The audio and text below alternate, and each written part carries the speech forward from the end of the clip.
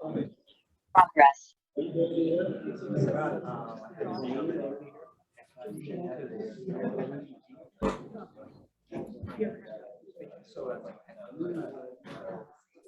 Holidays that's not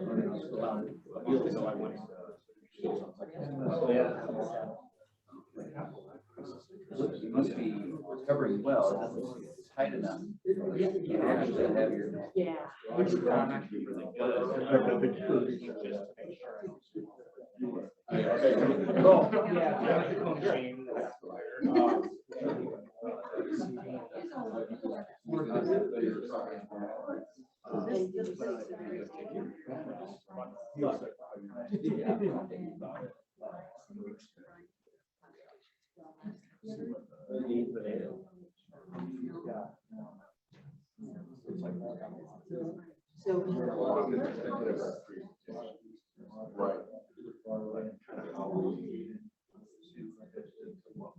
This guy can speak.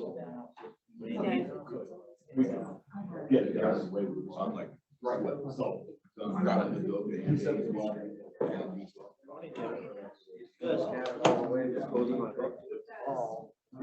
For your point, yeah, I wouldn't worry about it.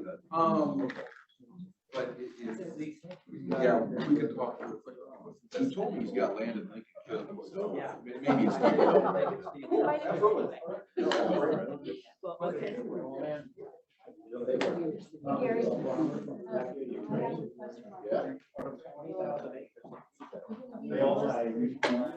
No.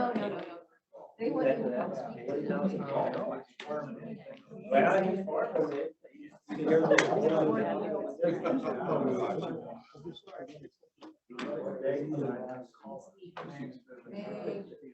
yeah, that's all where they would be.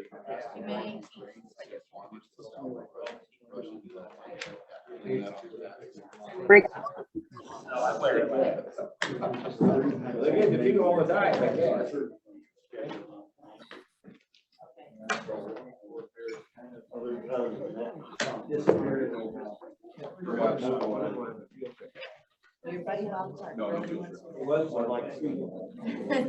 Not today. We'll do like one later this summer. When it's hot. I don't know who thought of that.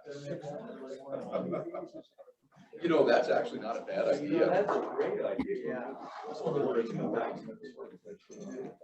Yes. Oh, yeah, July 21st to 26th. Let me make a note of that. Or I lose that thought. Unless it's raining. How are you? Good.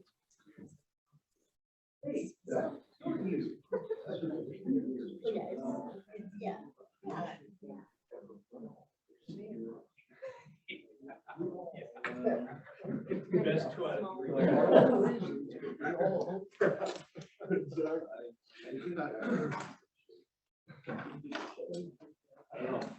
Big Springs goes dry, I'm in trouble. How are you doing?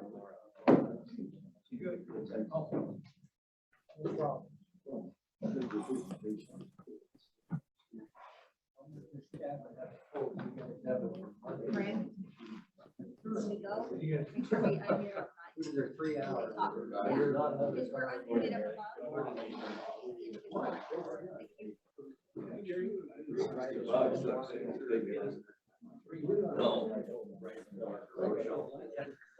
Wait. Our visitors are. Okay, do we have the makings of Yes, you do. When we're ready. Jennifer will be ready in about. If the lights will not. Ryan? You want to come to a meeting?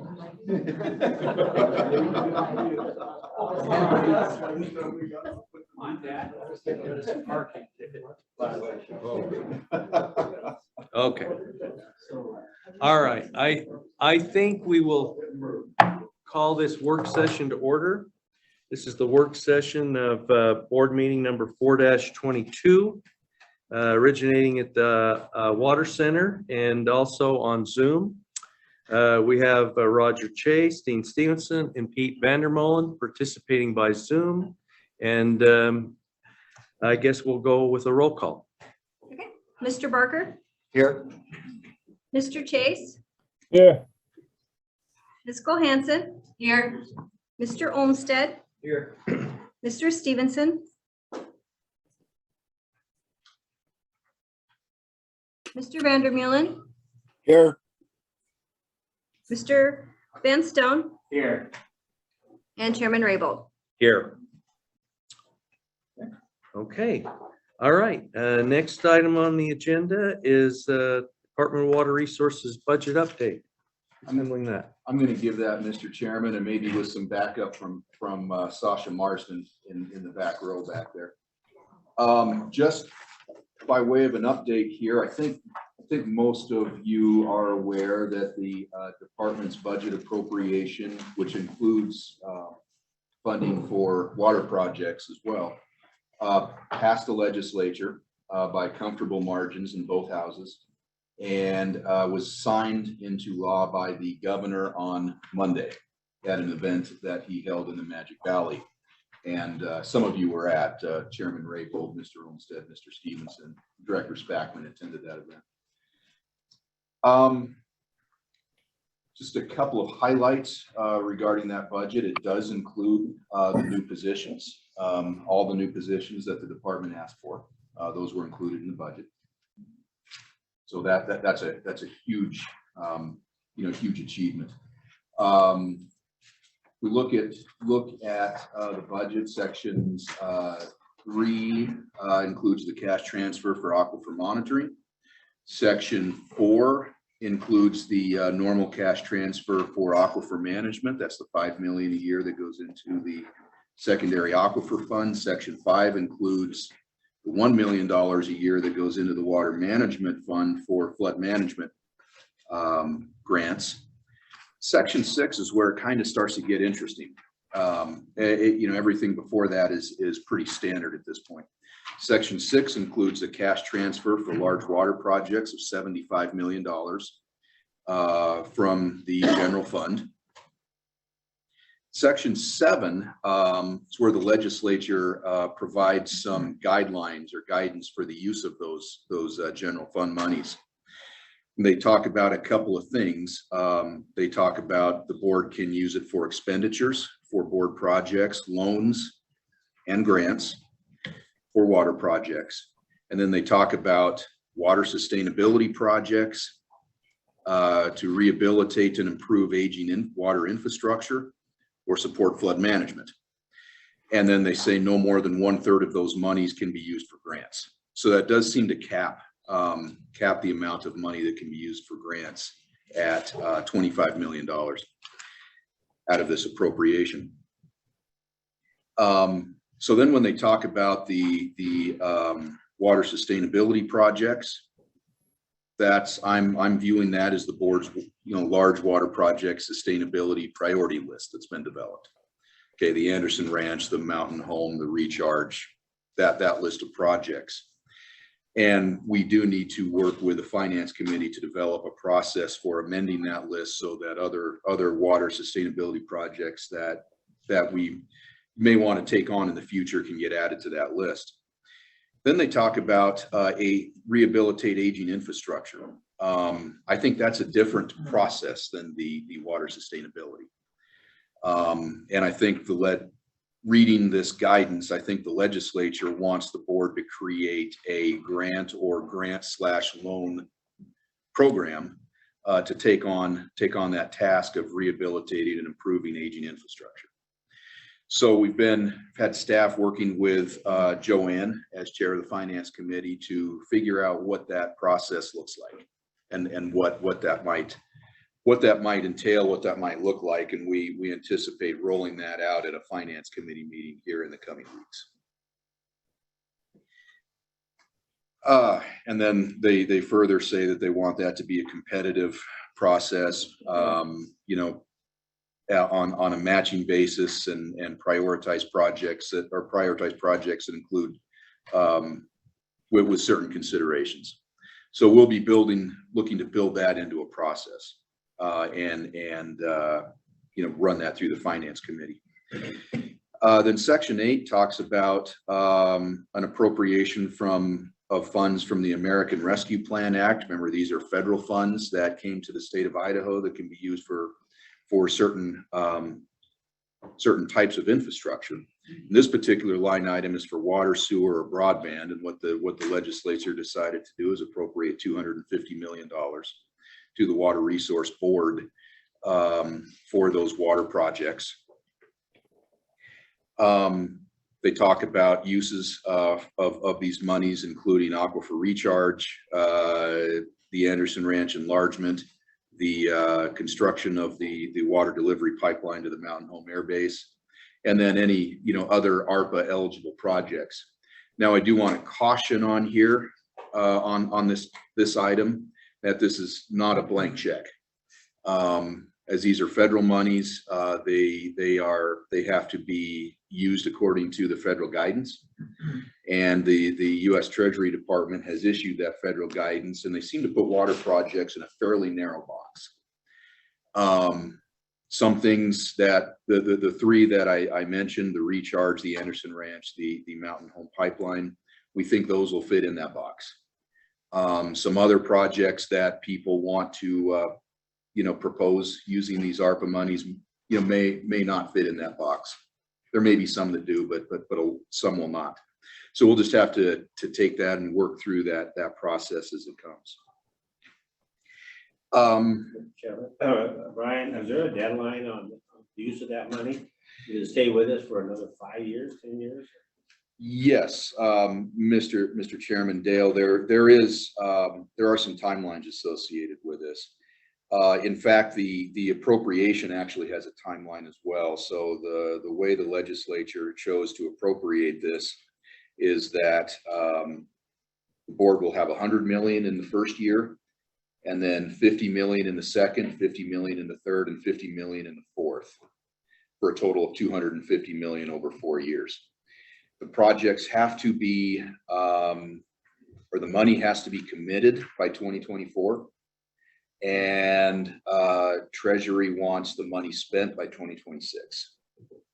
So that does put some pretty aggressive timelines around these monies as well, especially when we're talking, these larger water projects that have, may have long lead times in planning, permitting, and other things. And I think to follow up on that, I think the money has to be spent by 26, and the project final completion date has to be by 2028, isn't it? Or is it 2026 as well? I think they just say spent by 2026. Okay. So,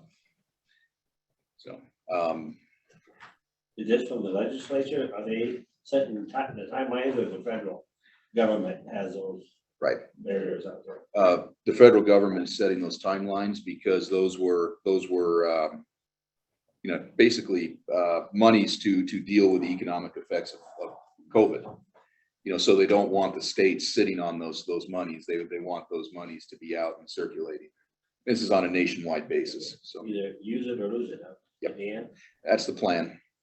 And in fact, the state has taken the approach that they wanted to make this appropriation in stages over years, so that in those out years, if for example, one agency is more successful at spending the money faster and another agency is not, then they can make those adjustments in the out years, to make sure that they make the best use of those monies that they can. Yeah. Okay. That's my update on the budget. And Mr. Chairman, I'd be happy to answer any questions that board members may have. Okay, any questions for Brian? Brian, no. Mr. Chairman, Brian, the flood management $1 million. I know we've had a water quality monitoring going with USGS on the Mid-Snake that's used 200, I think, of that 8 years. That one more year on it still. Mr. Chairman, Brian, that's not explicitly required in this appropriation, but I think it's expected. So I think that's a decision the board will have to make going forward. But I think the expectation is, yeah, one more year of the water quality monitoring in the Mid-Snake. They were hoping for one real drought year, so I think they're going to get that. They were also hoping for one good flood year out of the 2-year study. Okay, other questions? Online, Roger, Pete, Dean, do you have any questions? I don't. Okay. All right. I then. don't. Thank you. Okay, thank you. Moving on, Brian, Anderson Ranch update. Comes our favorite Anderson Ranch girl. Yep.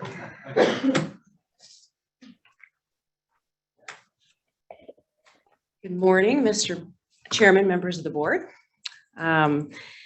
I think we have Lainey Paquin. I see Lainey up here, Reclamation's Snake River Region Area Office Managers with us, and she and I will both give you a briefing and update on Anderson Ranch Dam.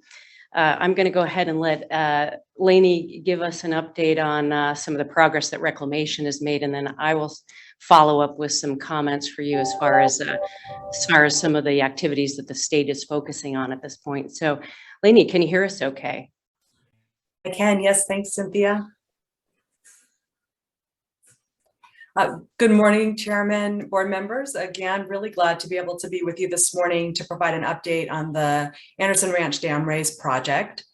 This morning, I thought I would hit progress on a number of major milestones, or just a few here. Our letter to you, Mr. Chairman, has a few more technical details and would be happy to answer any questions. For this morning, I would like to highlight progress that Reclamation largely through our technical service center team are making. First, on the spillway overlay feasibility design. That is an effort that is looking at an alternative approach to construction of our spillway that may yield a less impact from a reservoir restriction during our dam construction period. We are expecting to have that feasibility level design submitted in May of this year. The team remains on track for that. The information from this particular feasibility level design effort will feed into the next major milestone, which is for Reclamation to complete a risk analysis, largely focused on, with a large focus on risk during that construction period. The result of that risk analysis phase will be our dam safety advisory team meeting and decision. You hear us sometimes refer to that as the DSAT phase of the project. We have that scheduled for August of 2022. So again, this summer, we will anticipate having our DSAT review and decision document in hand. So again, why I highlight these two particular milestones is because they lead into our firmer understanding of what a reservoir restriction may look like, and if needed, provides us the ability to dial in a mitigation plan that would provide wet water to existing space holders in the event that there is a shortage related to that reservoir restriction. So we recognize this is a major milestone for the board as well, a decision point associated with it, understanding what those impacts will be. It's also a major data input to our environmental compliance work, which we intend to then pick up again here late summer, fall. So just keeping these milestones on our radar, I would highlight Reclamation would certainly be ready and able to provide any type of briefings or presentations to the board, thinking that fall time period would likely be a very valuable time period to get really down to the nitty-gritty on those efforts. Again, there are more details in our letter to you. I think the only other part of our efforts I might highlight for you is the work in planning out and strategizing what we refer to as the Reservoir Rim Projects. So you would recognize these are the projects around the reservoir that would be impacted by a raise in the reservoir levels. So we've got good progress going on in those areas. They involve a lot of coordination with the Forest Service, with the highway districts and other local entities. So with that, I'd be happy to stand for any questions. Okay, any questions for Lainey? Al. This may be more for Cynthia or Lainey. I'll let you two figure out how to respond. But once we get the updated spillway feasibility design, what are we going to do about evaluating how that's going to impact the storage and carryover in the reservoir. And then the board's got to make a decision at that time whether we want to go forward. So can you fill us in on where we're going? I think it's probably you, Cynthia. Yeah, Lainey, feel free to jump in if you want to, if we want to clarify how the analysis and quantification of potential mitigation folds into some of the work that Reclamation's doing. But you're absolutely right, Mr. Chairman, Mr. Barker. That is, I think Lainey touched on this as a critical milestone date for the board, and I do want to touch on that in the context of the schedule that we're tracking. But as Lainey mentioned, this kind of information, including the, as I understand it, this revised spillway design will inform the reservoir restriction levels, will provide some level of updated costs on the project, and Reclamation will, I think in parallel with all this, be defining what that potential mitigation requirement looks like. That, as Lainey mentioned, we are expecting those results in the fall. We may be able to pull together, I think what we're planning for is a potential storage committee meeting in the September timeframe to roll out these results. And as Mr. Barker's highlighting here, that was a critical piece of that cost share agreement between the board and Reclamation. So that is, I think, the time when we want the board and possibly other water users will want to weigh in on whether this impacts the path forward for the project itself. Lainey, did you want to add anything to that? Yes, Cynthia, maybe I would add one piece, Mr. Barker, Mr. Chairman. The spillway overlay feasibility design also feeds into our reservoir frequency analysis. And that reservoir frequency analysis, as we've been highlighting, feeds into the safety and risk, the dam safety and risk analysis, but it also will give us critical information about fill and carryover. So we would anticipate having some clarification or maybe confirmation about what the hydrology looks like through that analysis. And that analysis is paired with the feasibility level design. So we're also looking to have that information come late spring, summer. I might, Mr. Chairman, add one more point to that, and this is, I think we can speak to this in more detail in a later meeting, but we are staff that has been coordinating with Reclamation regularly, and as these studies progress, the hydrologic studies and the frequency analyses, we are involving IDWR hydrology staff who manage the accounting model. And so, yeah, that step, they're looking at that in the context of some of the new water rights, the refill water rights and that sort of thing, so that we can make sure that those issues are contemplated in these analyses for discussion later this fall. This is Roger. Can you hear me? Go ahead, Roger. Cynthia, there at the end, new water that might come about because of cloud seeding or something like that will just naturally flow into this project on how we can use it and stuff. Yeah, Mr. Chairman, Roger, I think I understand the question. So you're asking about cloud seeding activities in the Boise, and I believe Reclamation is aware of those activities, and that actually has been a topic of discussion. We did want all of the Reclamation staff to be aware of the timing and how those activities occur as they evaluate the data that is being utilized for, and the time series that's being utilized for the frequency analysis. I don't know if that answers your question, Roger. It does. Okay. Thank you. Great. Okay. Further questions? Oh, Brian. Lainey or Cynthia, I should know, but what is the end stock capacity on the dam? Yeah, before you would have to use the spillway, I guess. Maximum end stock. Well, our outlet, what's the capacity at the outlet to divert water out of the reservoir? Well, Mr. Chairman, Mr. Olmsted, I'm embarrassed to say I don't have those numbers right off the top of my head. I will certainly get those back to you all. But we have, through the feasibility level design, analyzed the capability of releasing during construction, and it's certainly all the various forms of releasing water, either through the generating units, our other release outlet gates, and the spillway has been part of the study. I'm not quite sure, though, if maybe your question had a little bit more specific aspect to it.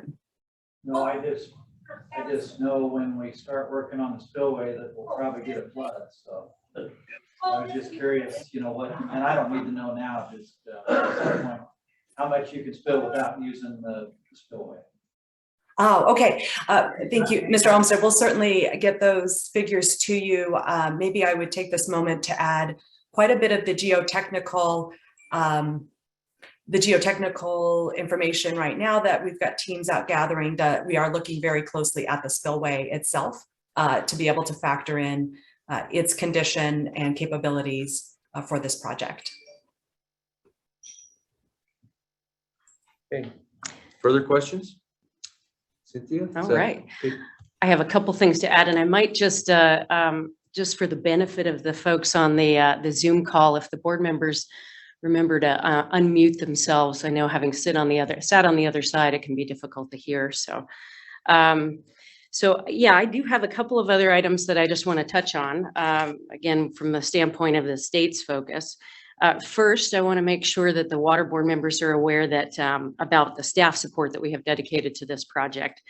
I assume most of you have heard that Remington Beyer has transitioned to a new position within the Planning and Projects Bureau. He'll be providing that project management support. Mary Condon, of course, is now the Water Supply Bank Coordinator. But we're excited to apply Remington's experience within the agency to a number of different processes that the board works on, but we have also committed him and assigned him to support this project. So you'll probably be seeing a little more of him going forward. Now, as I want to circle back to the schedule that we've touched on, I think we've already talked about this, what I call a near-term milestone, which is, again, this information that we'll learn about the reservoir restriction levels and possible mitigation and risk analysis. So that we're looking at again in the fall, and so you'll be hearing quite a bit more about this project then. I think the second critical milestone for the project will be around the completion of the EIS and that notice of decision, or excuse me, record of decision. So that's anticipated in early 2024. And then finally, based on Reclamation's current schedule, the letting of construction contracts and initiation of that process is scheduled to begin at the beginning of 2025. So that's kind of the near-term schedule that we're keeping in mind as we move forward with other types of activities. That I think leads me to some updates about the project financing, and I really just want to spin off of what Brian Patton spoke about a moment ago, and that is the department's budget and the ARPA funds that have been dedicated to some of these larger projects, and specifically there's of course an intent to commit a portion of that funding to finance the Anderson Rays project. And so now that we have a signed and approved budget for the department, we'll be working more closely with Sasha Marston, the IDWR financial officer, and Reclamation to identify what the process looks like to commit some of those ARPA funds to this project, and specifically to that non-federal cost share. And given the schedule that I just laid out, and I think some of the scheduling guidance that Brian just touched on, we will want to bring this topic back to you and get your input as far, once we understand that process, as far as how those funds should be allocated and whether you want to apply them in accordance with some of these decision points that Mr. Barker and others have touched on. So more to come on that topic, but that's certainly an exciting component. I think the other topic that I wanted to touch on is the water rights. You're aware, of course, that the board filed a water right permit application back in June of 2019 for the additional storage that's anticipated through the Rays. And that application was protested by a number of parties. But on behalf of the board, the AG's office requested that the department hold that application to allow the board to work with the parties to resolve those protests. And part of that resolution process involves waiting for some of this information that is coming forth as a result of the EIS process, the NEPA process, the feasibility study, and this additional design work that is ongoing by reclamation. And so that information, I think, will go a long way to informing some of those discussions with the protestants. But I guess of note, and I know you've all heard about this, we may hear about this later in the agenda, but during this legislative session, the legislature and governor approved House Bill 584, which is related to the board's water right application. And that legislation addresses issues related to IDWR's evaluation of water right applications for projects like this, a large storage project, specifically requirements that to demonstrate that an application is made in good faith and not for speculation. And that's, of course, a challenging issue with projects that require lengthy development and planning time. So House Bill 584 finds that the board's water right application is made in good faith, is not for speculative purposes, and therefore satisfies some of that criteria that is required by IDWR for review under Idaho code. And so with that in mind, we will now, again, staff will be revisiting the application itself and begin working with the protestants. Our primary objective at this point is to keep that schedule that I mentioned earlier in mind. We want to have that permit issued before construction activities begin. So we want to keep that timeline in mind, and we'll continue to report back to you on that. Mr. Chairman, I might ask if Mr. Barker or any of the board members have anything to add about that legislation. It's, of course, an important piece of this project. Yeah, I want to clarify one thing. You said that this legislation provides for projects like Anderson Ranch. Correct. It provides for projects exactly like and only Anderson Ranch. Thank you, Mr. Chairman. Mr. Barker, do you have, or any other board members have anything to add? No, I want to appreciate I do appreciate the efforts that we also had from Idaho Power Company and the IGWA folks in trying to get this thing passed. We worked with them closely and got their approval of that, and it was very important in getting this through the legislature. So I want to thank both of those entities. Okay. Just one question. Dale. Is the protests are similar in the protest? I mean, are they trying to address the same issue? Or this period? Yeah, Mr. Chairman, Mr. Van Stone, that's an excellent question. There are a variety of issues, but what we found after the protests were filed, staff and Vondi with the AG's office, we did meet with all the protestants to try and understand what their concerns were. And I think a number of those protests, the questions that were raised, can be addressed by with some of the information that's coming out of the project. So how would the project be operated? I know there was a question from one of the protestants about how cloud seeding and potential flows augmented through cloud seeding were considered in the refill probability analyses. But I guess I'd venture to say that a number of those protests are what we categorize as friendly protests. They are interested in understanding more details about the project to ensure that their concerns and interests are addressed. So, yeah, thank you. Mr. Chairman, that's all I have for you all today. Unless you have more questions. Okay. All right. I think we're good. Thank you very much. Appreciate you being here with us, Lainey. We're looking forward to getting that spillway report back.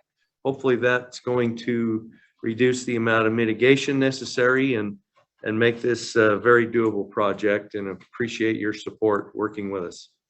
Thank you, Mr. Chairman. If I could take one moment, I do have information to address Mr. Olmsted's question. I would just share with the board super quickly. Our releases out of Anderson Ranch Dam at full elevation, we generally can release 10,000 CFS out of the outlet works and 20,000 CFS over the spillway. So hopefully that's helpful information for you. Thank you again, Mr. Chairman and board members. Appreciate your partnership as well. Okay, thank you, Lainey. Okay, And Mr. Chairman, could I just add one Yes. thing? I also neglected to mention that Paul Arrington and the Idaho water users carried that Anderson Ranch bill for the board, and I appreciate those efforts as well. okay. You're on the record. Thank you. Okay, next on the agenda is the Mountain Home Air Force Base Water Resilience Project. Mike Morrison of our staff will give us that update, Mr. Chairman. Good morning, Mike. Thank you for being here with us today. And good morning. Thank you for having me. So, Mr. Chairman, members of the board, Director Spackman, if I may, I'd like to provide an update on the status of the Mountain Home Air Force Base Water Resilience Project. As I'm sure you recall, the Mountain Home Air Force Base Water Resilience Project is a collaborative effort between the board and the United States Air Force that is intended to provide a reliable supply of water from the Snake River to Mountain Home Air Force Base. Under the terms of a May 2021 Memorandum of Understanding between the board, the governor of Idaho, and the Air Force, the board will construct transmission facilities consisting of a pumping station at CJ Strike Reservoir and a 14.4-mile pipeline that will deliver water to a treatment plant to be constructed at Mountain Home Air Force Base by the U.S. Army Corps of Engineers.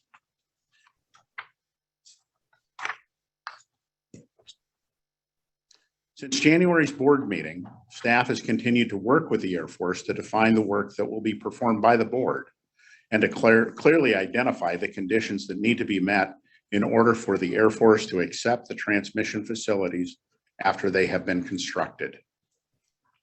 To this end, staff has drafted the terms of an agreement outlining the work to be performed by the board, as well as the conditions that must be met before the board expends significant effort or funds on this project. Staff's term sheet for the agreement currently is being reviewed by the Air Force. Staff has also completed a thorough review of the Air Force's gift acceptance requirements. On February 14th, staff met with the Air Force Base at Mountain Home Air Force Base to discuss water delivery, security, and SCADA requirements. During that meeting, staff and engineers from Mountain Home Air Force Base visited the proposed diversion and delivery points and drove the length of the proposed pipeline alignment in order to identify potential construction impediments and easement and right-of-way issues. Since that meeting, the Air Force has provided the security and SCADA requirements that we have requested. However, the Air Force has not yet provided staff with its design delivery requirements. In other words, the Air Force has not yet determined how much water it needs and when it needs it. In the interim, staff continues to scope the project using its own rough estimates. Staff has also begun rectifying some easement and right-of-way issues that were identified during the site visit. Staff has completed an assessment of the water rights that the board obtained for this project. However, staff will be unable to determine the adequacy of these rights until the Air Force provides its water delivery requirements. Staff is mindful that current global supply chain issues may greatly increase lead times necessary to obtain pumps, pipes, and other project materials. It is also likely that elevated construction activity in our region will complicate the task of finding qualified design and construction firms. In the very near future, staff plans to retain the services of an owner's advisor to help us secure the necessary design and construction services as expeditiously as possible. And with that, I am prepared to field your questions. Okay, Joanne. Is the Air Force looking at just a replacement system, or are they looking to expand their current operation? Well, let's see. And the reason I ask is Yeah. because it seems like the quantity and the timing of the water should be based on historical usage. It's just replacement system. Hey, Joanne. So, Mr. Chairman, Joanne, that has been one of the things that we've been asking them to figure out. They have some expansion that's going on at the Air Force Base. At the same time, they have some consumption reduction measures that are in progress.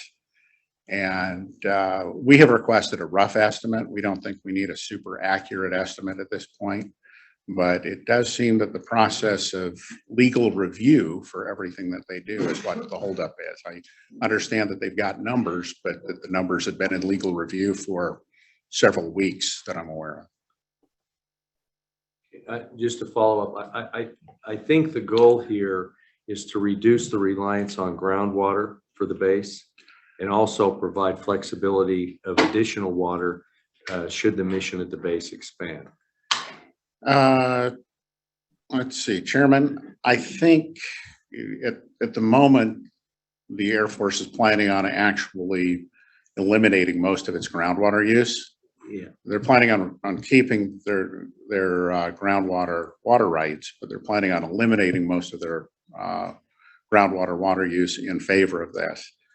They do have some plan to, I think they've got a golf course there that they're going to remove from this, but no, they do not, to the best of my knowledge, plan to use both simultaneously.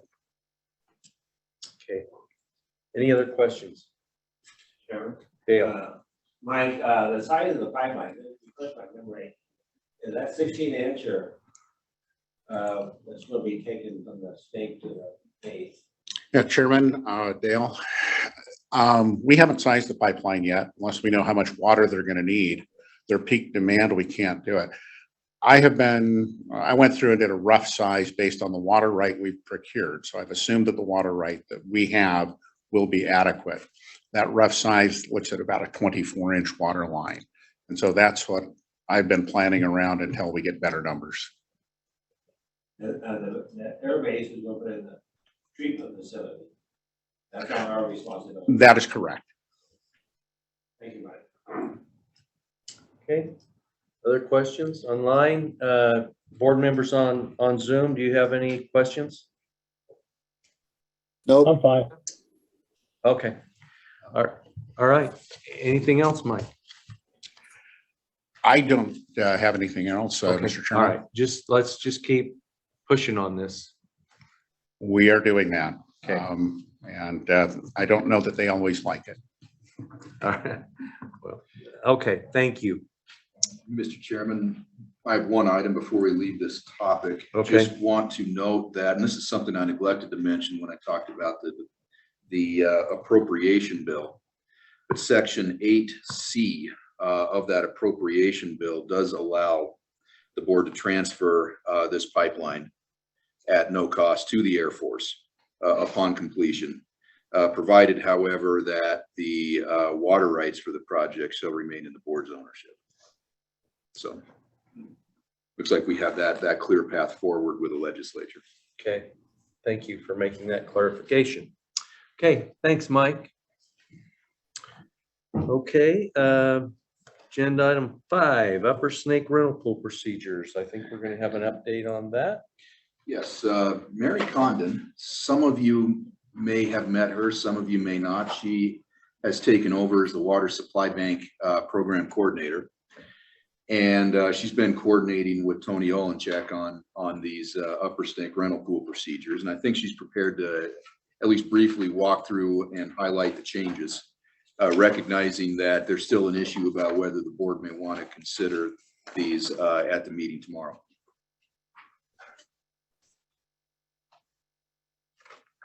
Go ahead. Good morning, Chairman, members of the board. So the Upper Snake River rental pool procedures have been slightly amended, and they are proposing those to you.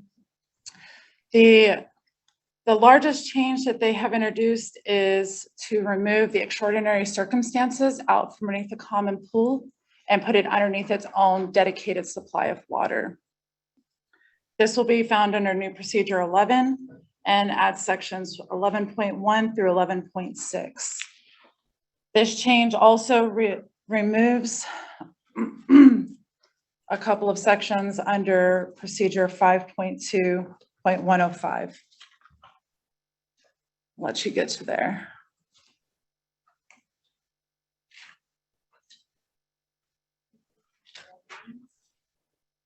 I am not on the red line. I am going through my briefing memo on the rental pool procedure comments, but it is, the changes are in the red line version that you have in your book. I believe you included those, Jennifer. Oh, okay. So yeah, so, So you sorry. have to go to tomorrow's tab to get the red line version? Tab 8 and the blue tab. Okay. Right, so I'm saying I have a red line.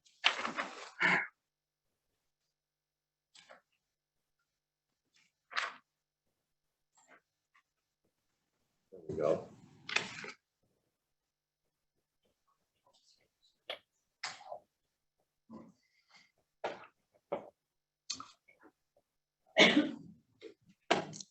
Okay, I think we're all in the right place now. Okay, great. So sorry about that. Not your fault. So the new procedure is procedure 11 for the extraordinary circumstances pool and includes sections 11.1 through 11.6. This helps define the lease and rental requirements, which is voluntary rental fees, admin fees associated with this new rental pool, approval and payments, and the use of the pool ahead of assignment pool supply. Another change, the second big change, is sections 5.2.107 and 5.102.108. They were modified, and the next two sections, 109 and 110, were completely removed. This change was to change how participant allocations were impacting by supplying storage from the common pool for purposes listed under 5.2.102 through 106. Under the previous procedures, when excess storage was not spilled past Milner, the impacts to participant storage allocations was disproportionate. The new procedures ensure that all participant storage allocations are impacted by an identical percentage reduction. So impacts won't be known until after the first day of allocation. And with that, the reference to installment payments was also eliminated and described under 5.2108. The big part of this is that space holders can have until April 7th to opt out, which is why, as Brian Patton had mentioned earlier, that this may or may not, this is up to you and space holders within the rental pool, that they can, if 75% of the space holders do not opt into these new procedures, then they will need to revert back to the previous procedures. With that, I'll take your questions. I know there's questions on this. I'm sorry. Okay, questions for Mary?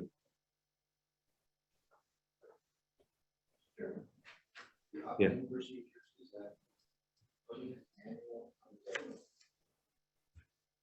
I'm looking back at the learned attorney in the back of the room. I think that can be done each season, Don't can look behind yourself. it? That's for every year, isn't it? Yeah.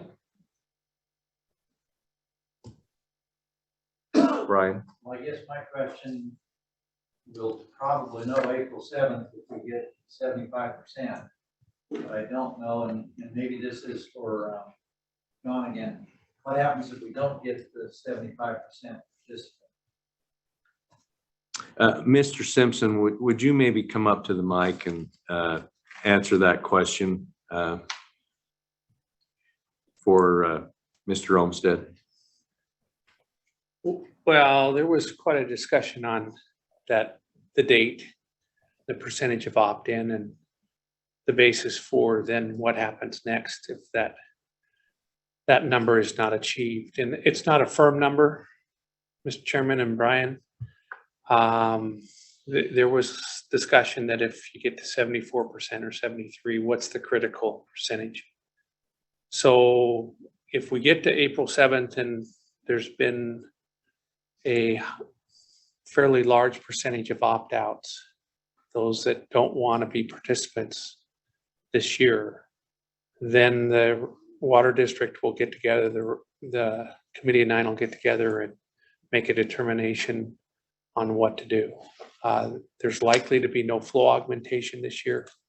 So the procedures won't, either a version of the rental pool procedures won't affect the flow augmentation program unless something drastic changes. And if that were the case, it'd be a lot of rain that made a lot of water available.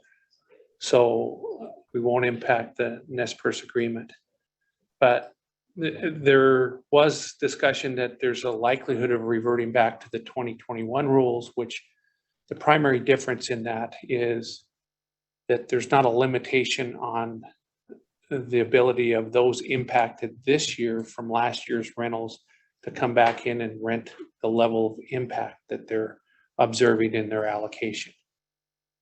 This year, that there is a cap on the amount of water available through the common pool for those participating space holders to come back in and rent if they're impacted. And that cap is 100,000. The potential of impacts for this year are approximately 216,000 acre feet. So we'll only know if there's the level of impact, if there is impact, the date of when we reach the date of allocation. So there's a lot of work to be done. I received an email from Chairman Bowen from the Committee of Nine that asked, advice on whether or not it'd be advisable for the board to consider approving or holding off approval of these rental pool procedures until perhaps even the May meeting that the board has. You probably would have better clarification on what rules would apply at that date. So perhaps that's something for you all to consider. Okay, I think just for those who may not understand that one of the reasons that space holders may not be or may be reluctant to be a participant in the common pool is because if you're a participant, you will have to cover a portion of that 216,000 acre foot impact from the previous season with this year's allocation, which in most cases people are drastically short on the amount of storage they need to finish out the season. So they're just weighing how to be a good participant in the rental pool and still service their water users. Mr. Chairman, I think that's fair. And the change, and it was noted, Mary noted that the change is trying to be more equitable in the distribution of those impacts. In the past, quite frankly, the junior space holders in the system were put at greater risk than perhaps the seniors were. I'll say the procedures as they existed prior to this year worked fairly well. I mean, we hadn't had two plus years of dry conditions since the procedures were put in place. But last year raised the specter that junior space holders were taking a bigger risk and seeing a greater impact than perhaps those with senior priority, primarily in relationship to this Nez Perce agreement and the provisions of the Nez Perce agreement, which protect every space holder, regardless of their priority. So there was an effort to try to make it more equitable, but it's hard to make that transition in a dry year. That's what we're trying to do up there, and that's not easy to do. Mr. Chairman. Al. John, so if the request is made that we wait till May to approve new procedures, is that too late for you to implement the rules for 2022? Don't you need to know by April 7th? By April 7th, every space holder has to send notice if they're going to opt out of the procedures. So on the 7th, there'll be an inventory, if you will, of any space holder who has decided to opt out. And I think probably by the 21st of April or thereabouts, that's the next Committee of Nine meeting, there'll be a greater understanding of whether or not the Committee of Nine needs to undertake the effort to look at what procedures should be recommended for this year. procedures as they're drafted gives the Committee of 9 that ability to pivot, if you will, and if the numbers aren't there. But we don't know yet. So we'll implement procedures for this year. The board will have an opportunity to review and hopefully approve a set of procedures for this year. At this point, we're just uncertain whether it's the 2022 version, the 2021 versions, or some other version of the procedures. I think at this point, we have two options. We can approve the new procedures and they will go into effect, or we can not approve the new procedures we've done this in the past. And so that puts the prior year's procedures in place for another season. Mr. Chairman, I think that's correct. You could also, I mean, you could approve the 2022 procedures subject to perhaps notification from the water district that an issue's been raised and you want to go back and revisit that approval in May. That's a lot of work to be done. But I think I'd rather keep it cleaner. I'm going to look to the rest of the board. If we had to have a special board meeting after this April 7th deadline and approve these procedures or decide not to approve them, so that the Committee of 9 had direction on what procedures they were going to be operating under, I would probably rather do that than approve them with a caveat today or tomorrow. certainly you have the options available to you. Mr. Chairman, can Yeah. ask John one more question about that? Wouldn't it be better for the space holders to know that when they make their opt-in decision, what impact that's going to have on them this year? So don't they need to know by April 7th that we're going to use the 2021 or 2022 rules?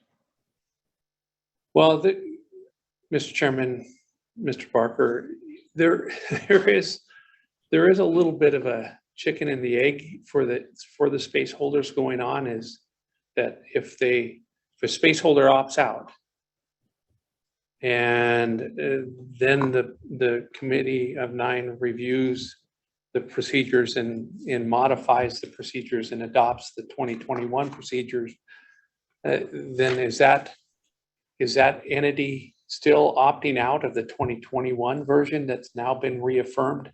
That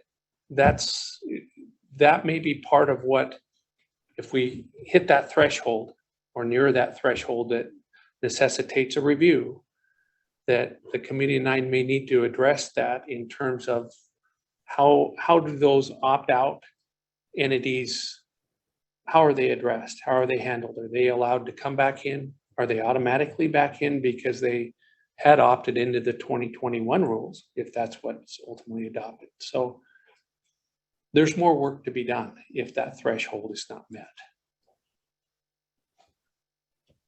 But I'll say in conclusion, their first decision is whether they want to opt in on the 2022 rules. And that's what's due by April 7th. And there's a lot of discussion. You agree with the 2022? Yeah. Director Spackman, are you going to bring us back into the center of the court from out in the weeds, or you have some additional? Mr. Chairman, I may take us farther into the fringes. I wanted to ensure that Mr. Simpson had a chance to say as much as he did, but I would like to comment if he could. Sure. Well, as you know, Mr. Chairman, members of the board, your procedures require that the director offer to the board a recommendation regarding the rental pool procedures. So it imposes that responsibility onto me.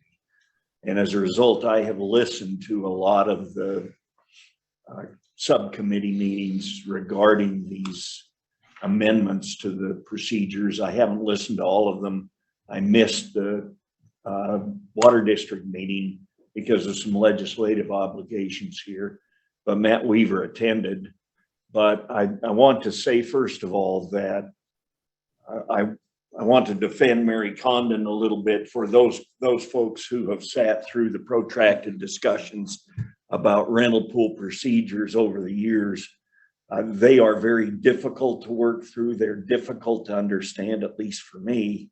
Maybe John and others understand them intimately, but those discussions go on a long time, and people really struggle to understand them, even if they've been immersed in them for a long time. So thanks, Mary, first of all. Second, I've listened to those discussions, and the committee or the subcommittee is to be congratulated. And that would be the subcommittee for the Committee of Nine, the Rental Pool Subcommittee, because they have taken the admonition or the suggestion from the board and from me to work on those procedures and the amendments early in time so we have a chance to review them. I've listened to them, and at least as a preliminary recommendation, my statement to you would be they've done a good job. And I don't think the department has any objection to the adoption of the procedures if they work through the participation questions. So I just wanted to let the board know what that background is, and then whatever you want to do to move forward. But at the next meeting, whenever you have it, I'll come prepared with formal recommendations so that we can satisfy the requirements of the procedures. Thank you, Mr. Chair. Okay. Yeah, Mary, don't feel bad if you can't get up here and articulate every detail of these procedures. With the possible exception of the water master, Tony Olenchek, I'm not sure anyone could truthfully say they completely understood these procedures. And they change every year. There's some significant changes this year. There were significant changes last year that I think the director was alluding to that have made these procedures more workable for more water users. I probably would like to get some more input from the Committee of Nine, and we'll try and coordinate that between now and the meeting tomorrow, and make a more informed decision about whether to approve these or put them on hold for approval at a later date. Thank you very much. Thank you. Okay, are we all right for a little bit more? Yeah, Mr. Chairman, the next item, Public Lands Foundation Bureau of Land Management National Award. That's actually scheduled for 10:15, I believe, and we're running a little bit ahead of schedule. Looking for Steve to give me the. Yeah, I think you might skip over. And Okay. come back. Can we? Yeah, with your permission, I'd like to. Because, all right, are we okay to move on to the next item? We have everyone here for that. yes, Mr. Chairman, we are. I'd suggest to move on to the Grandview Bruno groundwater management area discussion. And Rob, are you going to lead that one? Eric Bowe from the Groundwater section. Okay. Eric Bowe with the department will lead off, and I think there are a few water users from the area as well that may want to have, say a few words to you during this discussion. Okay, Eric, welcome. And those of you who've come here to attend this work session that are water users in this groundwater management area, we're glad to have you here with us, and we'll be happy to get some input from you if you so desire. And I think as soon as we get our presentation up on screen,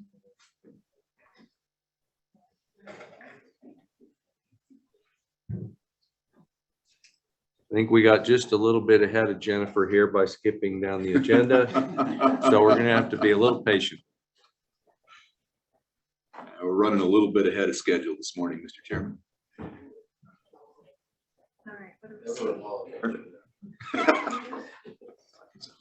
That'll be ahead of the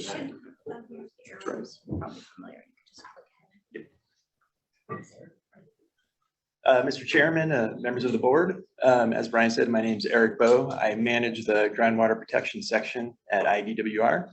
And I want to thank everybody for the opportunity to introduce what is an important topic related to water resources in the Grandview Bruno area. I'll also be introducing several groundwater users who are with us today, and they're active members on the Grandview Bruno Groundwater Management Area Advisory Committee. So with that, I'll just run through a few slides just to give context to the discussion today. As you can see up on the board, that's the delineated the Grandview Bruno management area. You can see it's kind of south of Mountain Home, south of the Snake River. Now, the Grandview Bruno groundwater management area is our oldest groundwater management area. It's the first one. It was established back in October 1982. And this was in response to increased and projected withdrawals from the groundwater in the area, and then declining spring flows from the geothermal aquifer systems that are in there.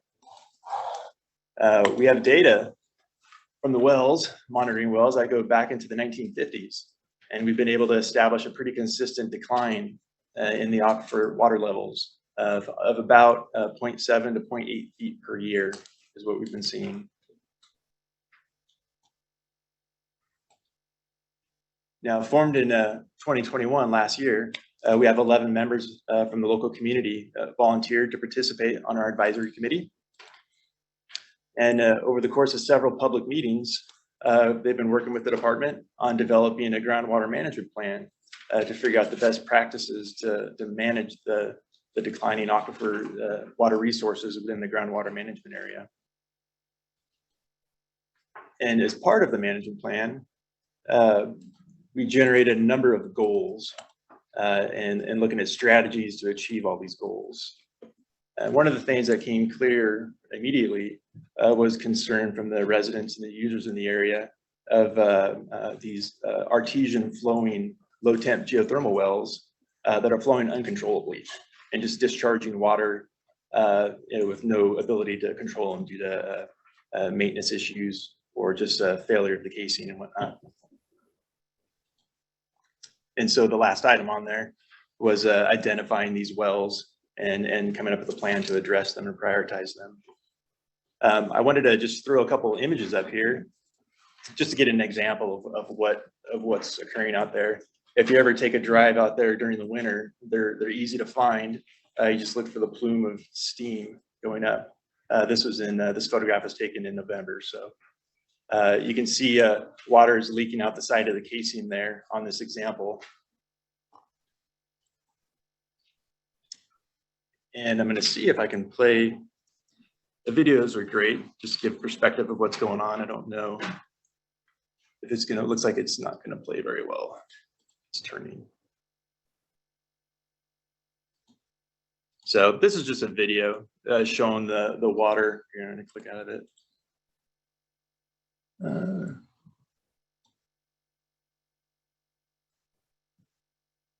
This is just a view of, sorry, the image just got kind of goofy, of one of the wells in question. It's the temperature of the well is about 180 degrees Fahrenheit. And obviously it's flowing under pressure and leaking out the side of the casing. I'm gonna go back to the previous image if I can. There you go. So it's leaking out the side of the casing, and in this case, you can see it's hitting a tire right there. So under pressure and whatnot. And so that's flowing 24/7 all year long. And it ends up flowing into a ditch that discharges into another ditch.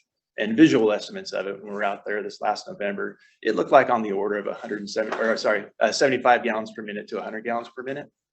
And then this is towards the end of the season when flows might be a little bit less, presumably. But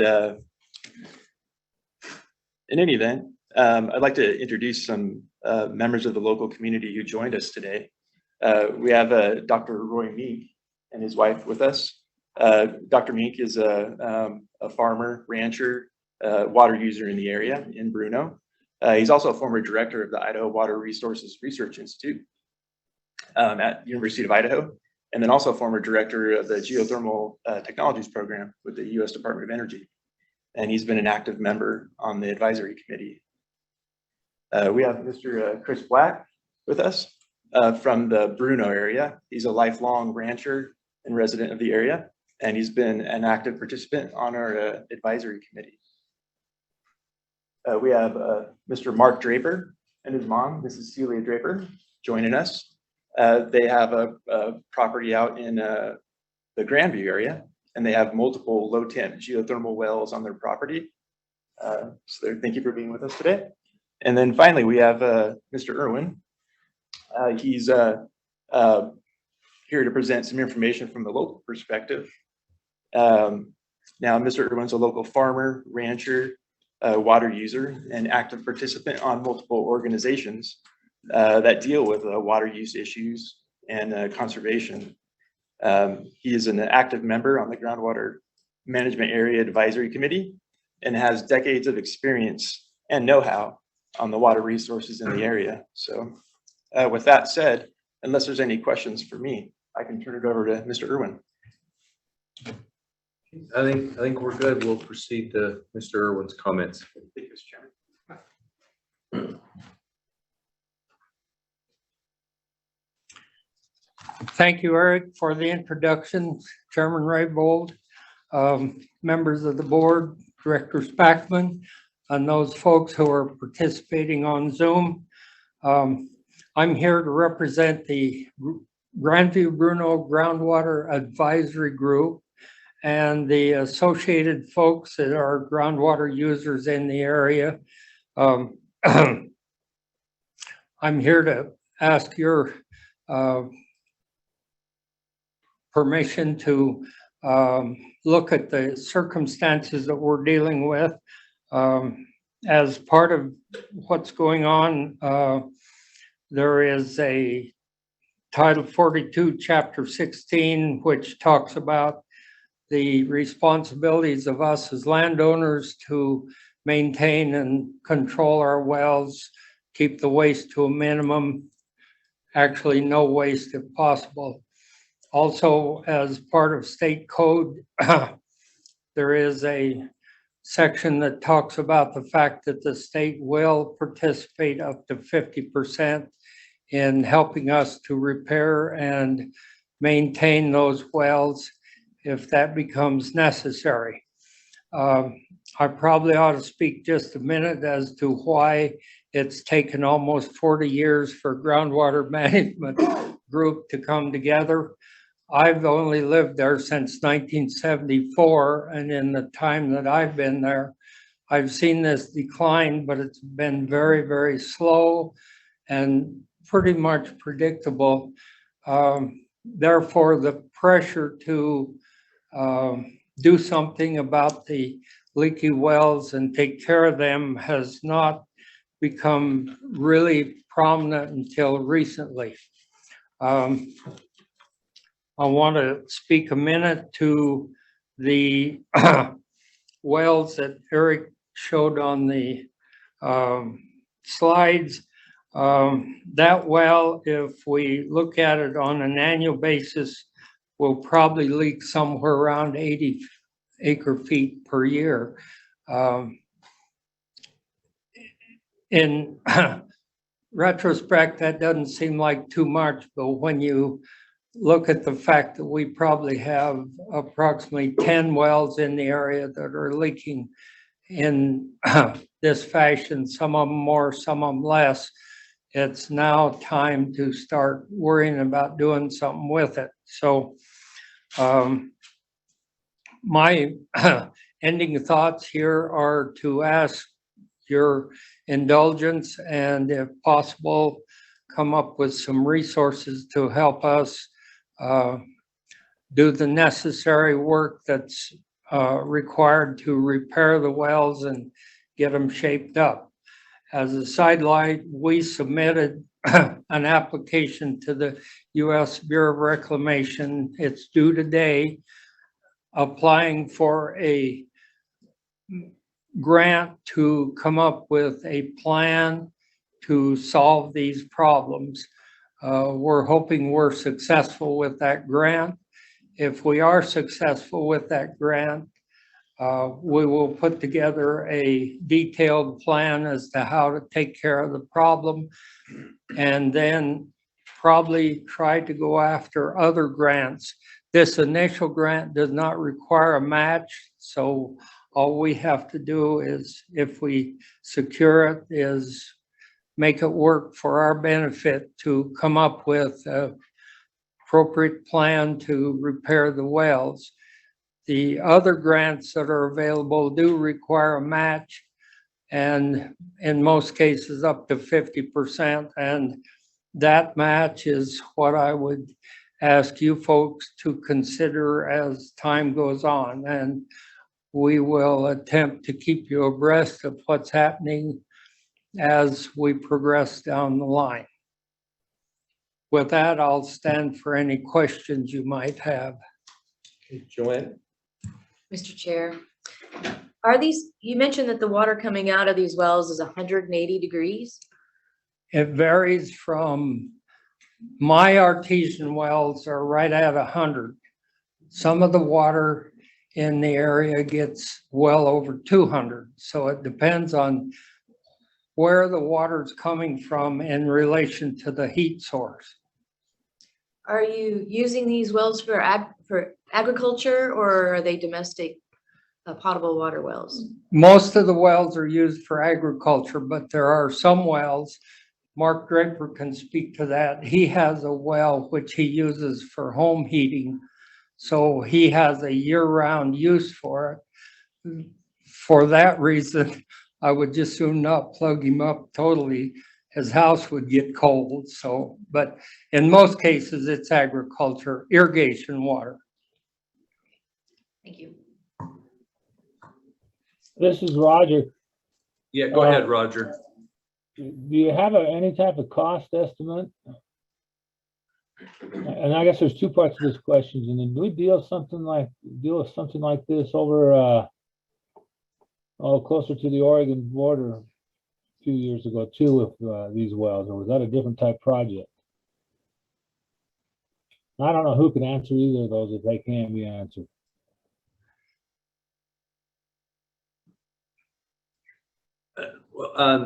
Roger thinks that we addressed an issue with some artesian wells over by the Oregon border. You know, the board has not. I think the department's experienced some over there. There's artesian wells in other parts of the state as well. Does that help, Roger? That does. And I was just, is there an estimate of the cost on this? Have you got to a point of, I assume if you've applied for a grant, you must have some kind of an idea what the cost to repair the 10 or 12 wells that you need to repair? Rob Whitney did some research for us, and the best numbers we have currently are from $50,000 to $250,000 per 1,000 feet of well that's involved. I'm not sure in my own mind, and either Roy or Rob can speak to this. I'm not sure where we're going to be, because in some of these cases, we may be looking at oil field technology, which I don't think we've done any looking at that. If Rob or Roy wants to address this. Well, and if they're deciding to address it, because that one that you just talked about, the one with the oil wells, is the one I remember. That was a while back. And I just need a rough number, please, if you can. Mr. Barker had the next question. Are we going to have the? Yeah, we're going to have somebody explain the cost first. Oh, okay. Yeah. All right. Roy Mink here, Mr. Chairman and committee. Rob and I have looked at that, talked to a couple of drillers that are familiar and experienced with respect to geothermal well drilling, and wellhead costs just to fix a wellhead is estimated. That's to a depth of about 10 feet, estimated to be anywhere from 30 to about 75,000 per well. That's just to fix a wellhead that's leaking on it. If we had to go underground, that's where the cost came up to be anywhere from 75 to, and in one case where you might have to go down into the liner of the well where it's corroded and leaking into the subsurface, could range upwards of about 250,000. So the estimate's probably around 100 to 200,000 per well for the deeper ones, and roughly 30 to 50 to 75,000 per well. And Rob, you've got some information also, I think, previously from a driller that's been doing rehab work in the Raft River area where we've got a thermal system and a power plant operating. Mr. Chairman, Director Spackman, members of the board, Thank you for that question. I don't have much more than what these gentlemen have articulated, but in talking to a local driller that has some expertise to deal with these wells of this kind of pressure and temperature, and the examples that we showed you, those wells are 2,000 feet deep. So I've been told that sort of in the industry at this point, 100,000 to 200,000 per 1,000 feet to drill a new well like that, about half of that cost to decommission a well. And then, as these gentlemen have stated, the wellhead repair could be 50, and as what we know is we got escalating costs for these types of work and lots of demand on this type of expertise out there. So these costs that we can speculate on now they're going up as we sit here and discuss these issues. So, thank you, Mr. Chairman. Anything else for me? Okay. That helps me. So I appreciate that. And I guess it was asked also, I'd be interested in hearing about alternate uses for that. If there's some way we can cut some of the costs by somehow using the hot water. But thank you. Okay. Now, Mr. Barker. Thank you, Mr. Chairman. I don't know if anybody can address this, but at one time in the past, there was some, I'll use the term affectionately, pet snails, listed snails down there in this area. And I guess the question is, if you're going to involve the Bureau of Reclamation, you're going to involve the federal government, and you're going to involve the Endangered Species Act. So how does all that fit together? Currently, we're, Mr. Barker, Mr. Chairman, Mr. Barker, currently, we're trying to figure out a solution to the problem that we can afford to solve the problem. Over the years, we have had grief with the U.S. government, the U.S. Fish and Wildlife Service, all of those people. Currently, they seem to have found something else that's more important to worry about than the Bruno snail or us. So in answer to your question, currently, that's not an issue as far as we're concerned. We had a very enthusiastic presentation by the Bureau of Reclamation about wanting us to apply for one of their grants. As a result, we did apply for a grant. We'll see where it goes from here. I will tell you that from my perspective and the perspective of most of the landowners, we'd like to get the mess straightened out, get the wells shaped up, get the aquifer stabilized, get things back on an even keel.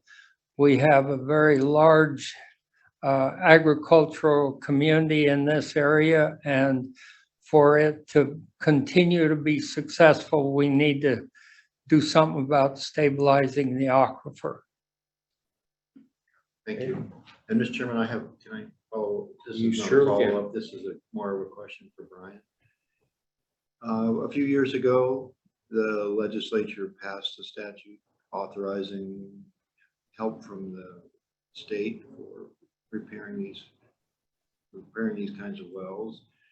Where does that come from? Is that a water board fund function? Is that a state function?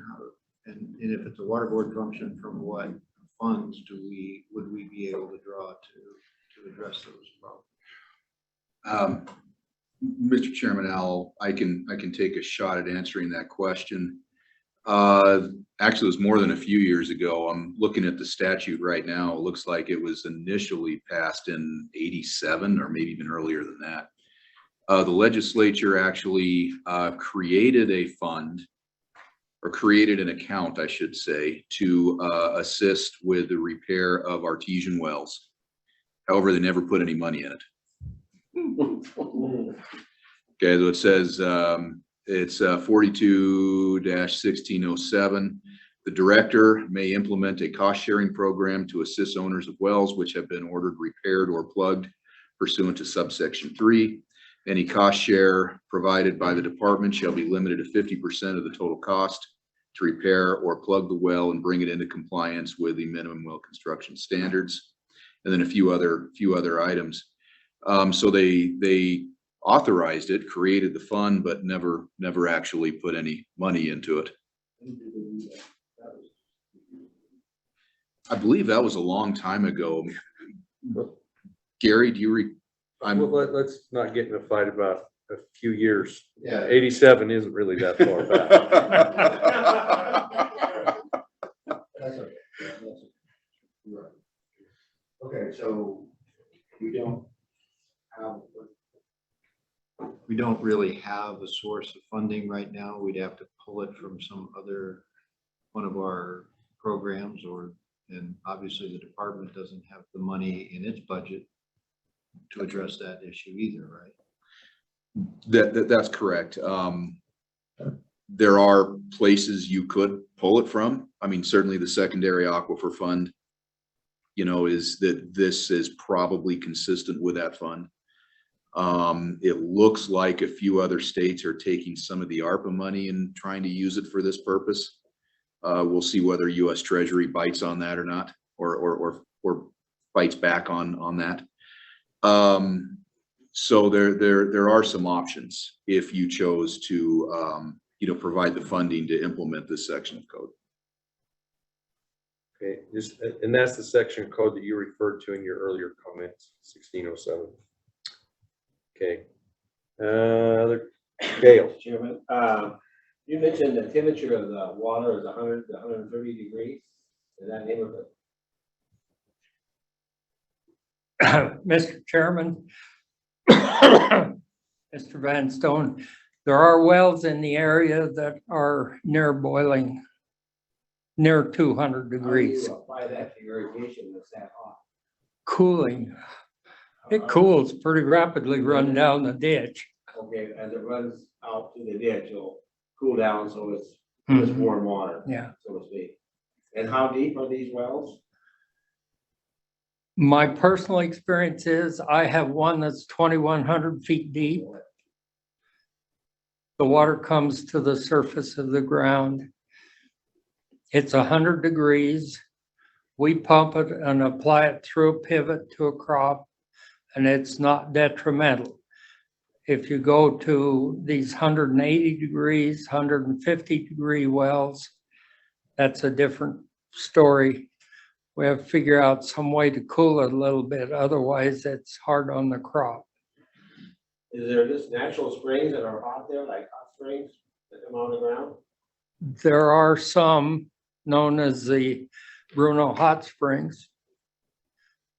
They're not quite 200 degrees. They're a little more tolerable. I think you could bathe in them if you so choose. Okay. But, all right, that's just curiosity being here. Thank you. Okay, maybe you could clarify a couple of things for me. If there's approximately 10 of these wells, do they all need to be repaired and made functional, or are some of them not necessary and could just be plugged? Mr. Chairman, I'm not aware of any that we can just plug. Okay. They all have a beneficial water right associated with them, to the best of my knowledge. Now that doesn't mean I know all there is about it. And I think the department attempted to do some type of inventory. I'm not privileged to what that came up with. Okay, and without going into a lot of detail, trying to educate me on how this all connects. If these are artesian wells, somebody said earlier that the aquifer is dropping 7/10 of a foot to 8/10 of a foot per year, but we still got water coming out of the ground, free flowing. That's a little bit of a disconnect for me. Are these artesian wells in a different layer of the aquifer that has pressure associated with it to bring the water up, versus another level of the aquifer that's maybe in decline? How does that tie together? Mr. Chairman, I can't speak to that directly except from the point of view that there is quite an elevation variation in the surface of the ground in the area. So if the elevation were to decline, in other words, the level of the ground to be lower than someplace else, I'll refer to my situation. We're right at 2,500 feet elevation. If these other wells were at 2,400, the difference in elevation would allow the pressure to be there just by itself. Because in my case, the water comes right to the surface of the ground. In some cases where the well casing has a outlet below the top of the casing, we have water flow out through those outlets. If that answers your question. I'm just trying to figure out how we're measuring a decline in an aquifer that apparently the free flowing level is above ground level. So I can tell you in my case, the pressure on one of these artesian wells put the level of the aquifer approximately 20 feet in the air above the top of the casing. Now that's the pressure that's exerted by the water against the top of the casing. So in my case, we have lost a little over 20 feet, about 24 feet in the 48 years I've been there, because now that water pressure is no longer there. The water is now slightly below the top of the well casing. That makes sense? yes. Okay, thank you. Any other questions? Brian Owens. Mr. Chairman, maybe this is for Gary, but with the groundwater management area, do you also have allocations on water use that you have to reduce the water use for irrigation? Mr. Chairman, Mr. Olmsted, currently, no. Now, I'm going to kind of give you a cautionary note because most of the diversions do not have meters on them. I think it's been our experience that when meters show up, sometimes the diversions become more closely associated with their water rights. In my case, I have installed diversions or meters on all of my diversions.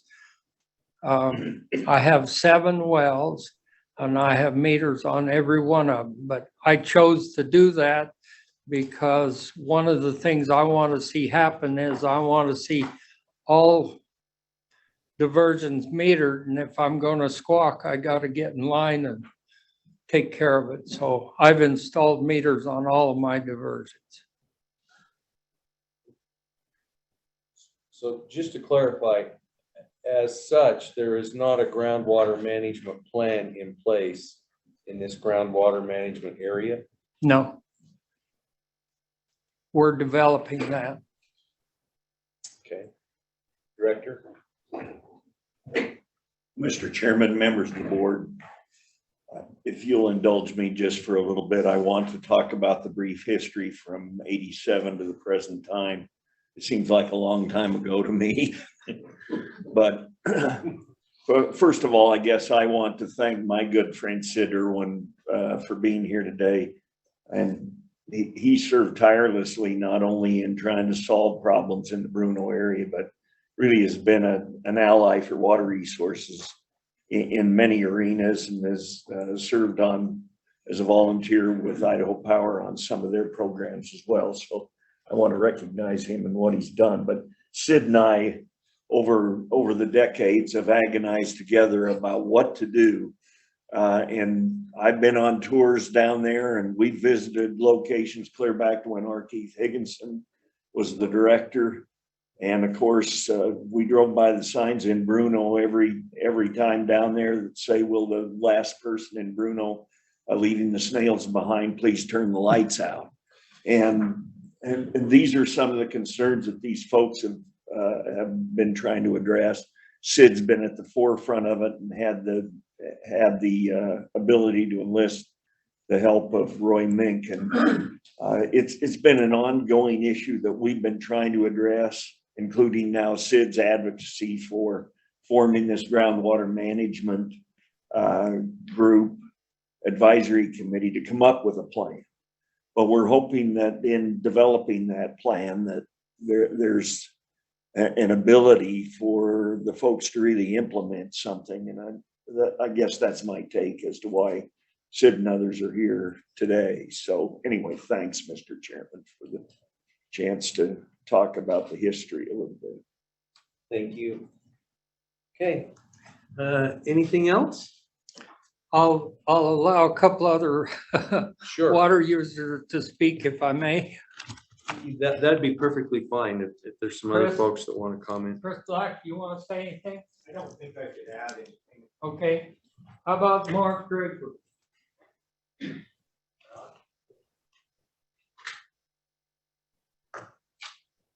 Mark is the landowner of one of the wells that we're concerned about. Thank you, folks. Thanks for having me here. The only thing I wanted to say is back to the talk about the usage of the well. This well that's on the picture is our well, and it's a beast. It's kind of untamable. It is a dual purpose well. It does act as has a water right on it, and it heats 2 homes and a shop. So there's multiple uses with that well. Just to kind of clear that up. This well is approximately 3,000 feet deep, and it is 184 degrees. And in the particular well log that we've seen that was provided from Idaho Water Resources, and it's cased 1,900 feet. So that's probably where, if you were to replace that well, that would be extremely expensive to do that. So I don't have a whole lot to say. That well's been in our family since the 50s. It's been there. We have multiple wells, but that's the one that needs the most addressed, most attention. So, but anyway, I want to clear that up just as far as the usage of that well. So it heats my mother's home, another home that's next to it, and we have a machine shop there. Any questions? Joanne has a question. Mr. Chair, I just have just for my own curiosity, what is the diameter of that well? 14 inches. Thank you. And it has, from what I understand and what I've seen and what I've gathered, it free flows, when it's free flowing, 360 gallon a minute. So it's an extreme well, and the pressure it's shooting out the side of the casing is, as you can see, I mean, that video really didn't demonstrate exactly what it was doing. You couldn't really tell, but it has been repaired before. We have actually repaired it. It's been many, many years ago with my father. We're very capable of those sort of things. We understand the complex part of it now in these days as far as repairing those things and needing a licensed well driller and those things, those type of people on site. Yes, Mr. Chair. Have you scoped the casing on that well? That's the problem we have. And I think Sid mentioned that we're going to need some capabilities from maybe an oil well, because of the temperature. This thing's 184 degrees. The cameras won't sustain that kind of heat. It melts them. So to really determine the integrity of the well casing is really what we need to do. And that would solve a lot of problems, just knowing what's going on 1,900 feet under the ground.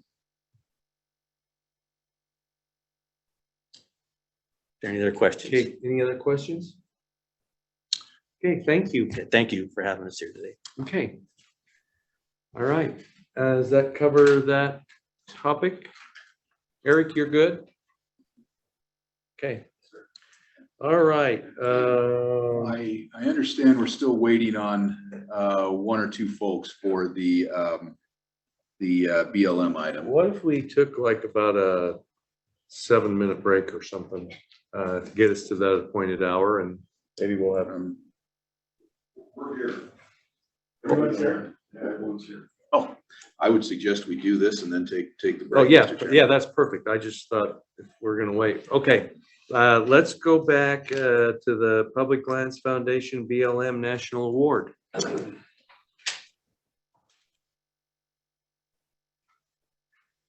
our friends from the Bureau of Land Management will present this.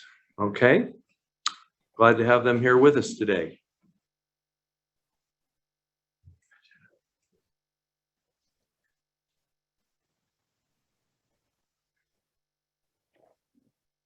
Good morning. Thank you so much for making time for us on your agenda today. My name's Jenna Whitlock. I'm with the Public Lands Foundation. I think I'll go first and then turn it over to Pete, if that sounds good. Sure. All right. The Public Lands Foundation is a national membership organization. It's mostly comprised of retired BLMers like myself. And I'm on the board and I represent Idaho. Public Lands Foundation's focus is to bring awareness for public lands and to support BLM and its multiple use mission. Before I read the citation for Wesley Hipke, I want to just say thank you to Cody Martin for taking time to nominate Wesley.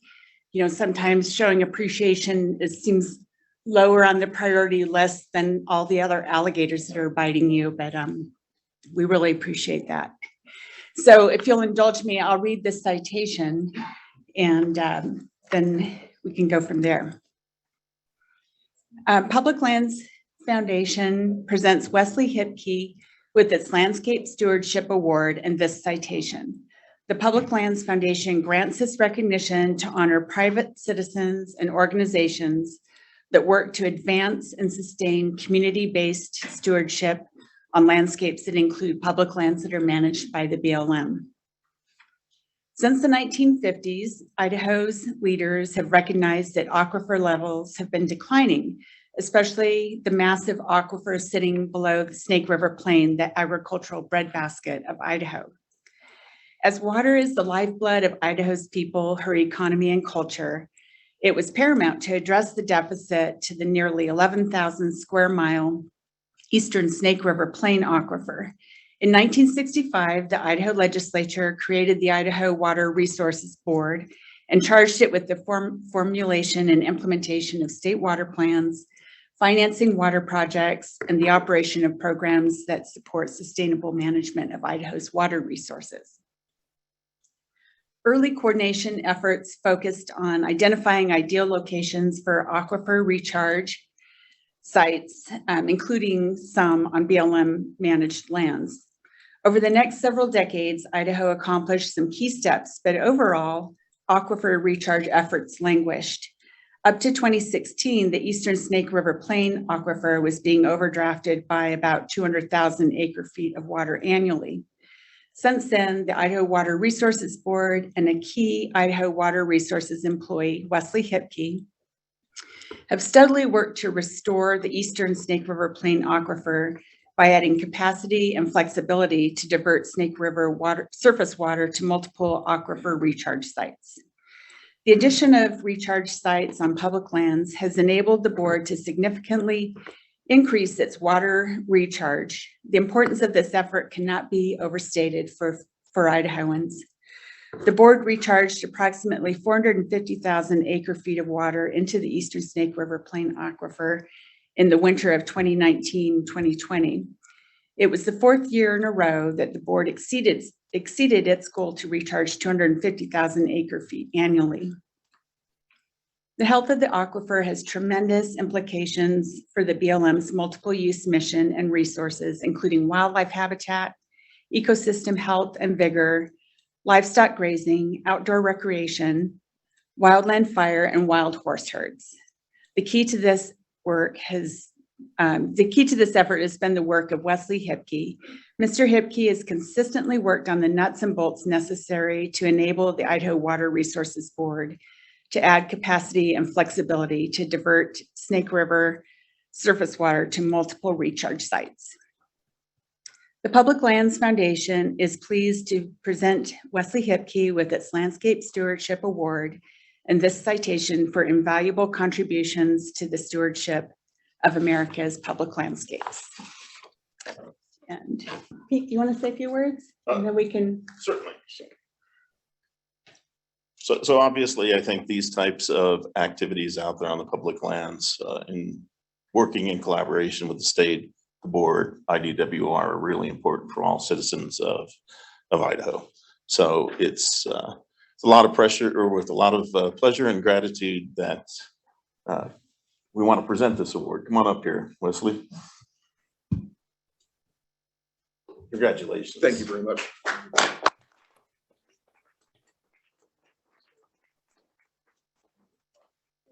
Thank you, sir. You need to hold this. Okay. Thank you. Go ahead and jump up there. Oh. Right in the middle. Let's make sure we get everybody in here. Great. We can take one after the break too. Thanks. Congratulations. Yes. Well deserved. Thank you very much. Okay, Wes, if you could hold your acceptance comments to 30 minutes or less. Well,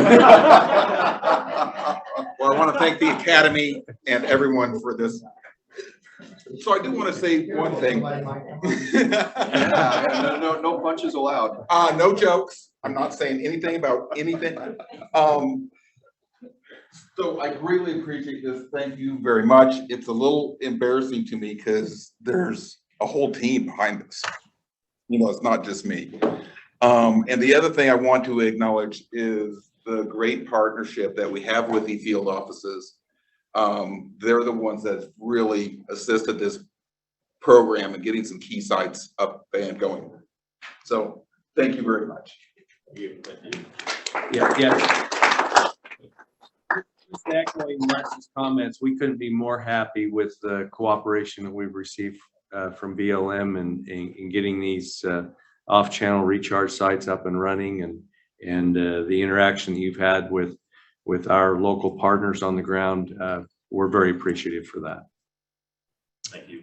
No award presentation would be complete without cookies, so perfect timing on your break. Okay, thank you very much. Okay. All right, and with that, we'll take a, what do we need, 10 minutes? 10-minute break?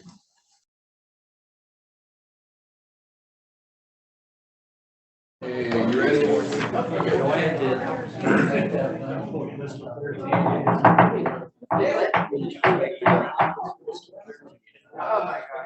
If we can reconvene, I think we've had a pretty generous break. Thank you. Everybody got to have a cookie. Thank you very much for the treats. And here comes Dale. Hope our folks online didn't switch to a different channel. Okay, we're on item number 8, flows at the Murphy Gauging Station update. Good news, I hope. This plan, yep. So, yeah, hello, Mr. Chairman, members of the board, director. My name's Ethan Geisler. I'm a hydrologist with the department. Today, I'm going to talk about 2 methods the department uses to monitor and forecast Snake River near Murphy stream flow. The first is the adjusted average daily flow calculation, and the second will be the Swan Falls forecast tool. So a little bit of background on the Swan Falls Settlement Agreement. So in 1984, it initiated the Snake River Basin adjudication, and that established the minimum stream flow at the near Murphy gauge. And that protected Idaho Power hydropower production water rights, as well as the board's minimum stream flow water rights. The minimum stream flow at the near Murphy gauge was set to 5,600 CFS during non-irrigation season and 3,900 CFS during irrigation season. The agreement also specified actual flow conditions. So all this is factoring out Idaho Power reservoir operations, as well as any Idaho Power lease acquired or owned releases from above Milner. Just a little bit of background on the methodology. The calculation was agreed to by stakeholders in 2014, and it basically outlines protocols for reporting average daily flows at the near Murphy gauge. So if we see on this graph here, just to orient everybody, we have the Milner gauge here at the bottom right, the Murphy gauge at the top left, There's 4 hydropower reservoirs within that reach: Lower Salmon Falls, Bliss Dam, CJ Strike, and Swan Falls. And so that's what we're trying to remove from the calculation, those daily fluctuations. And so the AADF calculation is the measured flow at the Murphy gauge, which was reported by the USGS as a daily interval. And then we add in the change in storage of those 4 reservoirs. And then we only remove Milner flows if the flow is Idaho Power Storage water. So that provides the department with an AADF value. And from that, we take the 3-day average, and that's what we use to determine if we cross that minimum flow threshold. So some of you are familiar with this graph. So on the x-axis, we have the full calendar year. On the y-axis, we have discharge and CFS. We have the minimum of record here is this red line, and all that is the daily minimum flow that the USGS has reported from 1981 to 2021. So that can be different years throughout those days. We have the median of records, so similar to the minimum. We have this minimum flow threshold, which is the 5,600 and 3,900 CFS. We also have the current Snake River near Murphy gauge values in blue here. And then we also have Snake River at Milner stream flow down at the bottom here, but we have had no stream flow up until this point in the calendar year, so you don't really see that line. And then this black line is the 3-day average AADF. So you can see it does a pretty good job of smoothing out that near Murphy gauge fluctuation that we see in the blue line. One thing to point out here is that throughout this year, we've been really close and even crossed over this minimum of record. So that caused some concern with in the March timeframe where we had Water District 2, the ability for them to turn on and divert water. So we were monitoring that pretty closely within the department and the stakeholders. But it looks like I ran the AADF this morning and the value was around 6,100 CFS for the 3-day average. So it looks like we'll be all right for tomorrow. We'd have to go down pretty drastically to cross this 5,600 CFS minimum flow threshold. And then on April 1, that turns to 3,900 CFS. So we have a little bit of a buffer there. So that March time period is a critical flow period that we'd like to keep track of. The other critical flow period is this June through August time period. And that's where the forecast tool comes into play. So I'll get into that a little bit here as well. Ethan, before you leave that graph, the red line is the minimum of record, and that's on a daily basis, correct? Yes, correct, yep. So do we have a graph that shows what the 3-day average minimum of record would be? I mean, that we kind of smooth that out a little bit, we thought about that. We could come up with something like that. I don't think we have that on hand right now, but yeah, that would be something we could look into and see. That might be a little bit useful in forecasting. Yeah, yep, agreed. Any other questions on the AADF while we're here? Hey, Jeff, this is Pete. Ethan, have we had to curtail any of our recharge efforts in order to maintain our responsibilities there at Swan Falls? Pete, this is Jeff. We did not. We were concerned that we might have to, but we've had enough in-stream flow to maintain the Murphy gauge and continue to recharge all of the water available at Milner. All right, thank you. That's great. Right. So Swan Falls Forecast Tool, it's a spreadsheet-based tool developed by CH2M Hill, which is now Jacobs Engineering, and it was in cooperation with IDWR and stakeholders. The tool is used to forecast reach gain for the Milner to Murphy reach during that June through August time period. And this is a critical time because Eastern Snake River Plain Aquifer Discharge is the main component of the flow at that time of year. We also have 2 forecasts. So there's a January forecast, which I'll show you today, and there's a May forecast, which we run in April-May time period. And so that gives us a little bit better insight as the year moves along. But we'll only have January for today. The main components of the forecast tool, like I said, are aquifer discharge, which you get from groundwater levels in the region. Also tributary inflows, return flows, and consumptive use. And then also we incorporate managed recharge into that as well. So I'll go over each one of those a little bit more here. So So many of you are familiar with this. We still have the Milner to Murphy reach here in blue. The ESPA is in that red outline. And so, like I said, the main component is Aquifer Discharge, which comes from the Thousand Springs area for the most part.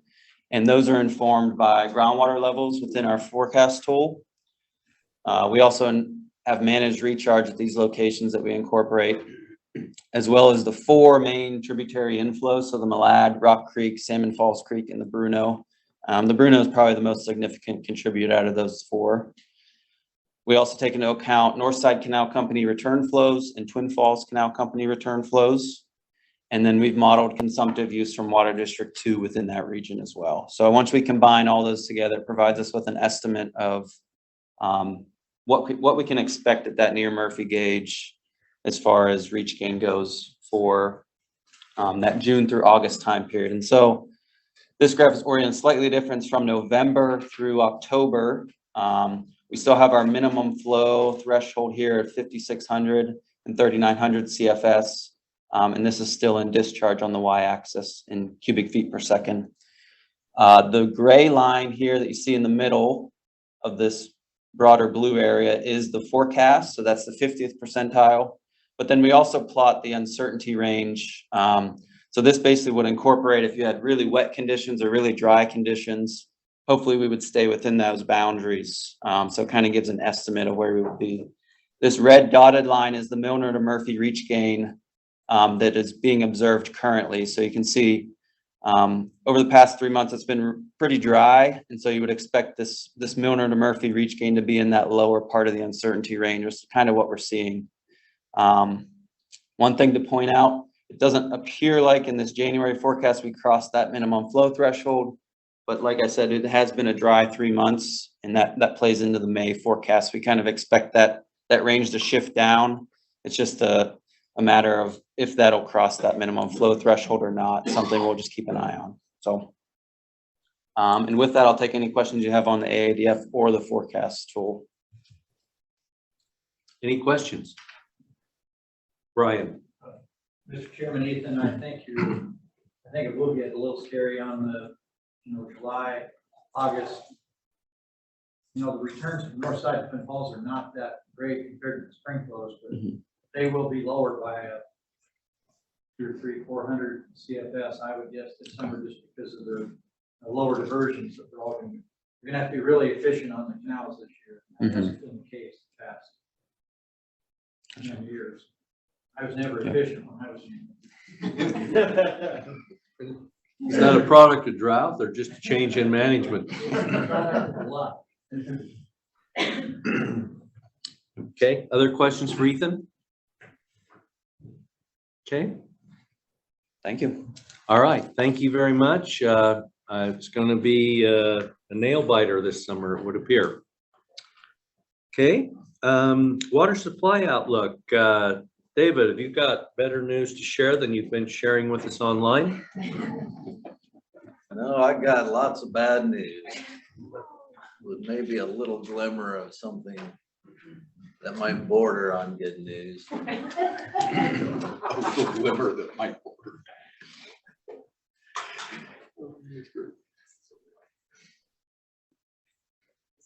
Mr. Chairman, now you can see why he's the face of the department.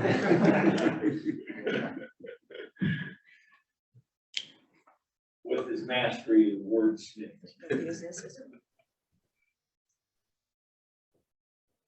He's becoming a celebrity in Eastern Idaho. He's made contact with some of the media over there, and I've seen him. He's done a good job representing us.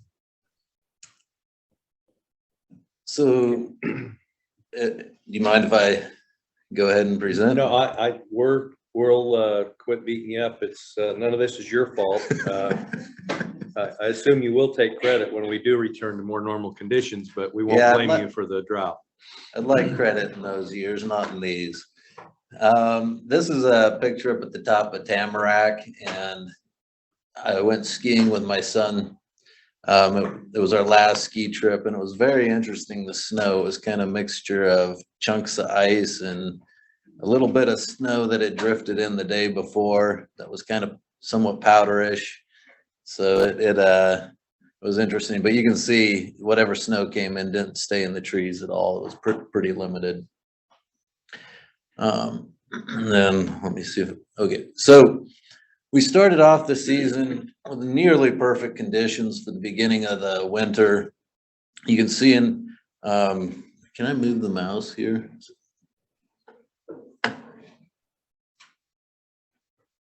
Okay, anyways, if you look on the far upper left, that's October, and the dark blue represents quite a bit above normal precipitation. So we really had some good storm systems coming in October. And then November is the one on the bottom. You can see November was relatively dry in the south, remained wet up north. And then December, which is in the upper right corner, again, mostly above normal precip in the Idaho basins, especially in the upper Snake. And so if you look at the overall SWE on January 7th, it was above normal everywhere across the state. Really looked great. And then pretty much after January 7th, the snow is pretty much turned off, very similar to last year where the precipitation just turned off in March, but this year it came earlier.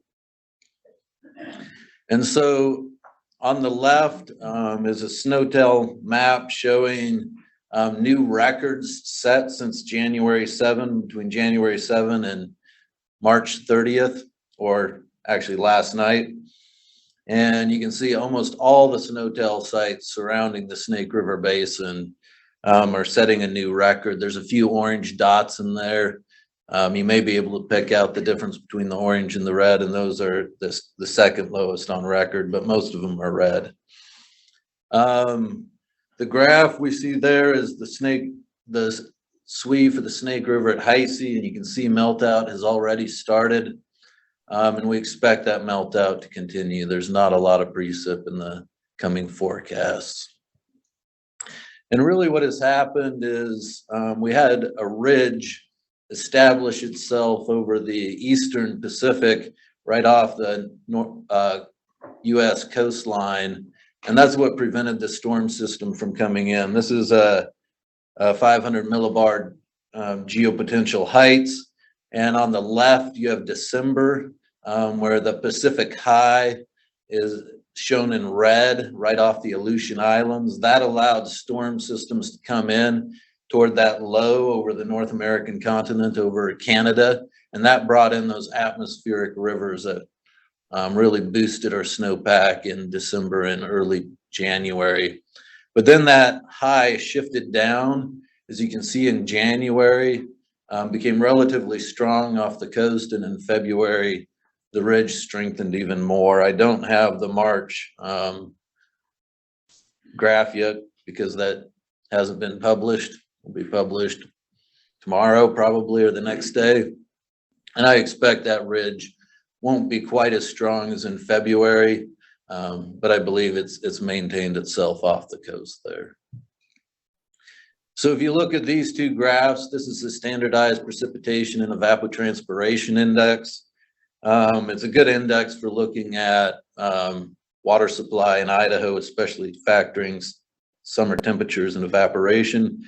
And this goes back to last March on the left. It's the February SPEI index for 12 months. So it goes from March of last year through February. And when we look at that graph, we can see Eastern Oregon has been hit with some with what would be called exceptional drought, and that the central mountains range from severe to extreme drought. And basically the whole Pacific Northwest, except the Puget Sound region, is facing significant water deficits. If we look at the last 2 months, which is January and February, and that SPEI index, we can see it's, that dryness has really been strong in the last 2 months. This doesn't include March, which will be published in a day or two. So if we look at the current representation of drought on the United States Drought Monitor, we see that just under 50% of the state is in severe drought. And that categorization is likely to increase in the coming months. Right now, we show the drought mainly up in the higher regions, but precipitation has been low in the plain, and I would expect within the next few weeks, we'll see severe drought pretty much fill in the Snake River Plain. If we look toward the future is not bright. On the left, you see the precipitation, and they're expecting below normal precipitation across the western United States all the way down into Texas. Northern Idaho has equal chances of, at the very tip of either being above or below normal. And as far as temperature goes, they're expecting warmer than normal temperature across most of the United States, except that upper around Washington and northern Idaho. So we're not, and if you look at a lot of the global climate models that have been projected forward through the year, there's very few indicators that we're going to get significant precipitation. But there is an indication, and this is the kind of good news, that we may have a normal temperatures for the year. So we're hoping not to see those extremely hot temperatures we saw last year, and that would help stretch our water supply a little further. But we're not, at this point, there's almost no chance of some kind of spring surge rescuing us, unless it comes completely out of the blue. Just to qualify that, David, aren't you the one that told me not to put a whole lot of stock into these long range forecasts? Yeah, but I think this year is probably the one year they might succeed. Okay. But yeah, there's always a potential for change. I'm just getting pessimistic here. Okay, so then this is the forecast across the state shown as percentiles. The colors on this map don't match the US Drought Monitor. So I'll show another graph with these colors matching the US Drought Monitor. But this comes from the Northwest River Forecast Center as of this morning. And you can see the colors are red, which is low, but not as low as on the Drought Monitor. But basically up in the headwaters of the Snake River and the Henry's Fork, we're looking at somewhere between exceptional and extreme drought. And so there's a lot of concern for that main source of our water in the state. We're looking a lot better, relatively speaking, more of a moderate drought category in the central mountains. And then it's looking pretty dry on the Bruno. It's in the first percentile, so they're expecting like a 1 in 50, 1 in 100 year event, very similar to last year. And so if you look at this categorized according to the colors of the Drought Monitor, on the chart to our left, it goes from the Kootenai Basin up north, down to the Weiser, and then kind of circles the Snake River Basin, ending up at the Hawaii. And you can see the colors on this. It's mostly moderate drought across the state, a few drier than normal, which is in yellow. Only up in northern Idaho do we have the white color, which indicates no drought or pretty normal conditions. But what I'd like to point out is the Henry's Fork. The forecasts are really low on the Henry's Fork, as well as the Bruno, and we're in the 8th percentile at the Snake River at Heisey, which is considered severe drought. And so from a hydrologic drought perspective, we're in the moderate range, but that's because it doesn't factor into reservoir conditions. So when we're looking at the reservoir conditions, which are quite a bit below normal, that's where we've started to categorize everything across the state as being severe drought.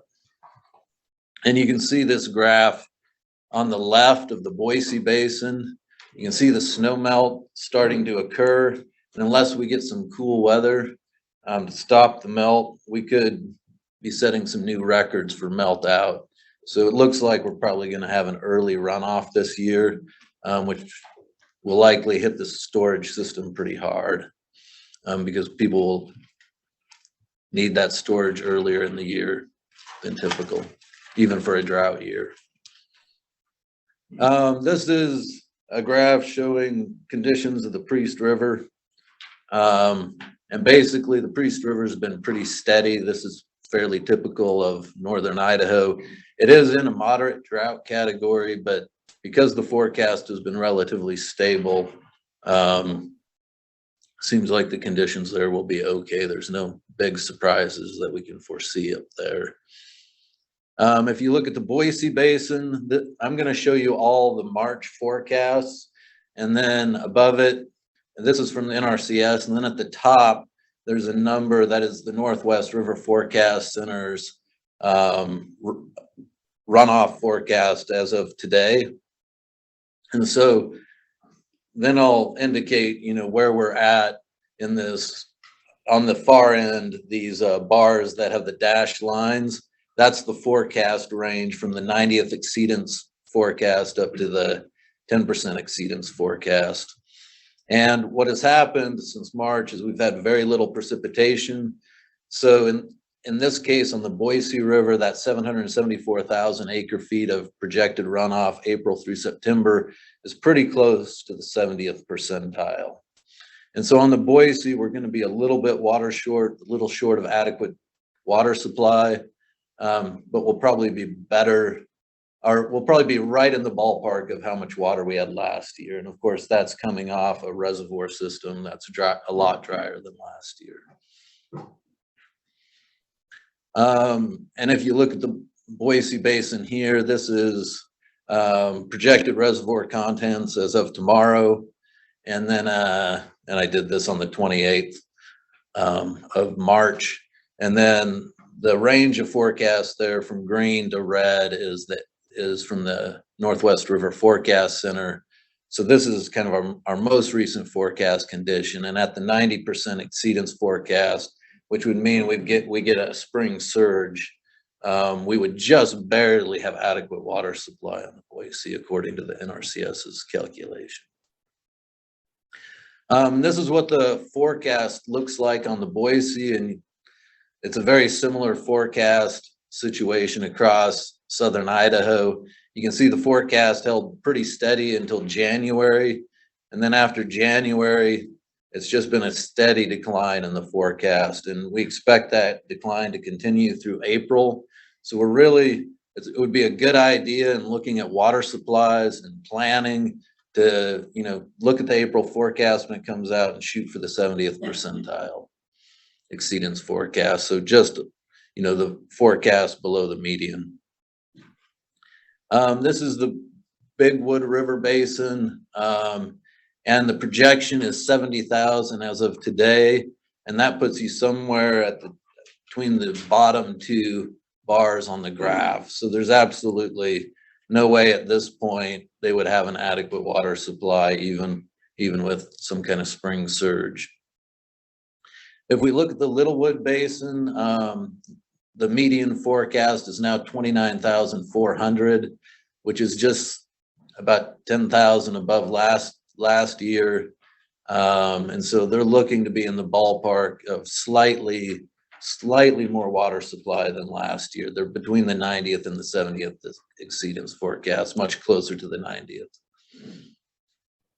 If you look at the Big Lost Basin, their forecast is 81,000 acre feet, which is double what they got last year, which means hopefully they can pull their storage use maybe up into August instead of, I think they ran out about July 10th last year. So that's good news for the Big Lost, but still they probably won't fill their reservoir. This is the Henry's Fork. This graph was cut off. I apologize for that. The April forecast will be corrected to have all the bars on it. The NRCS has fixed this issue. And, you know, here on the Henry's Fork, this is the March forecast. The April is quite a bit lower. So we're definitely going to have less water than last year, unless something exceptional happens. And so if you look at the Snake River at Heisey, we're pretty close to the 70th percentile here. At 2.4 million acre feet. which is just below last year's runoff. Of course, the reservoir storage is, as can be seen on the graph with the dark blue line, is quite a bit below last year, the previous year. Bear Lake, the storage there is still relatively high. Had we been able to capture more water in 2020, we could, you know, it would be that much higher now, but the forecast there is going to be very minimal. So we'll see the reservoir continue to be pulled down this year. If we look at the Oakley Canal Company, they're probably going to come in right around the 70th. I don't have last year's runoff value. Apologize for that. Or I have last year's 8,900, and I had missed this year's, but I would assume it's right around the 70th to 90th percentile, right between those two values. The new median forecast. And so this is the Salmon River Canal Company off Salmon Falls Creek.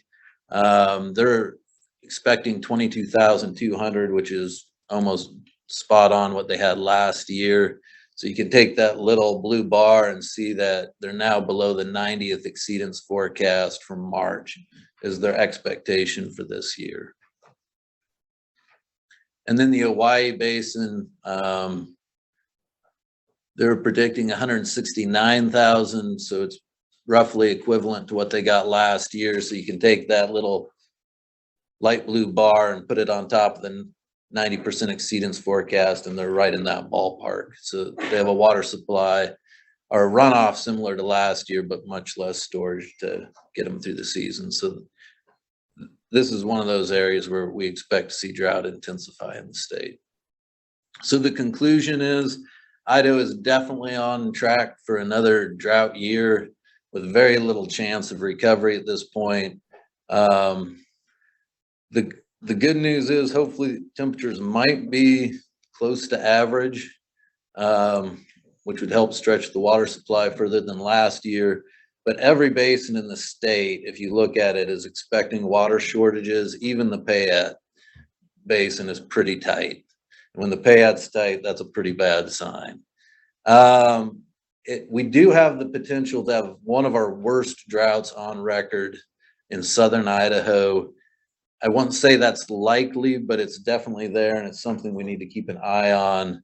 By the end of May, we'll probably have a good sense of whether or not that's a possibility. The more likely scenario is that drought will remain severe with drought intensification in the Hawaii, Bruno, and the Snake and Henry's Fork. And with that, that's the bad news for the day. Any questions? Questions for David? Well,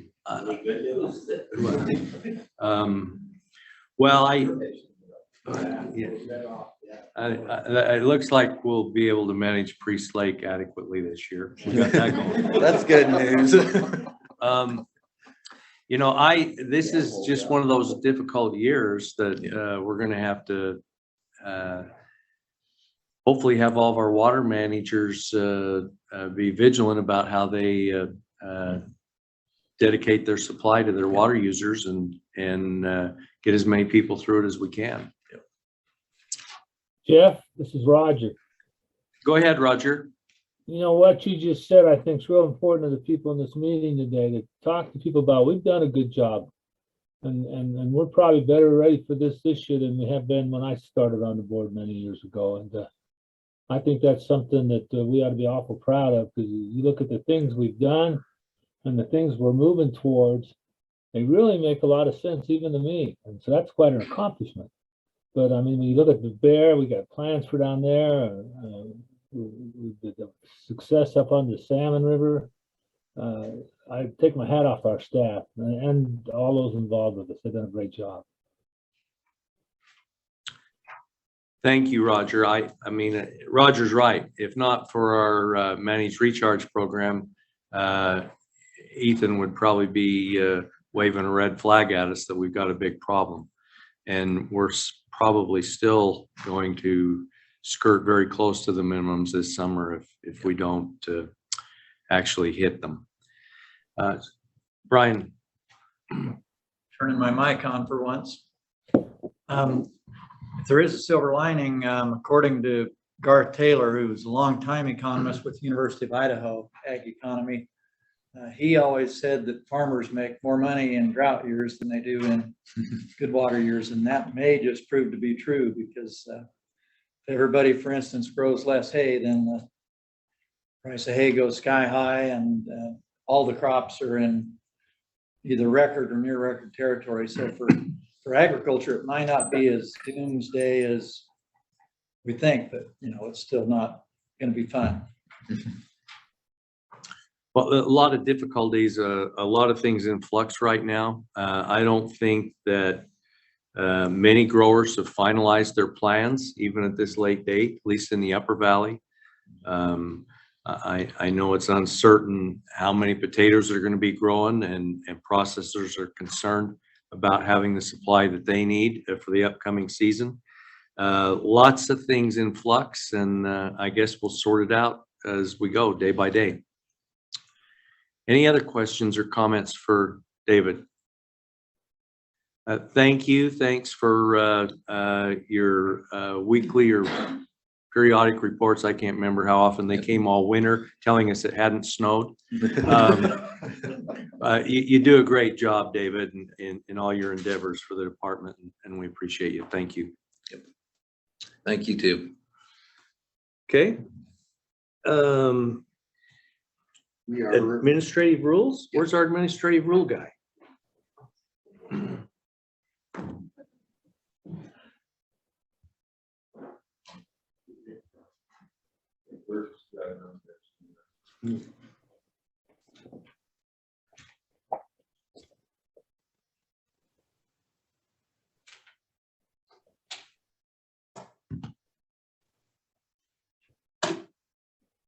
Chairman, members of the board, it's a rough act to follow. You've got me shoehorned here between water supply and recharge, between the awful news and maybe not so good news.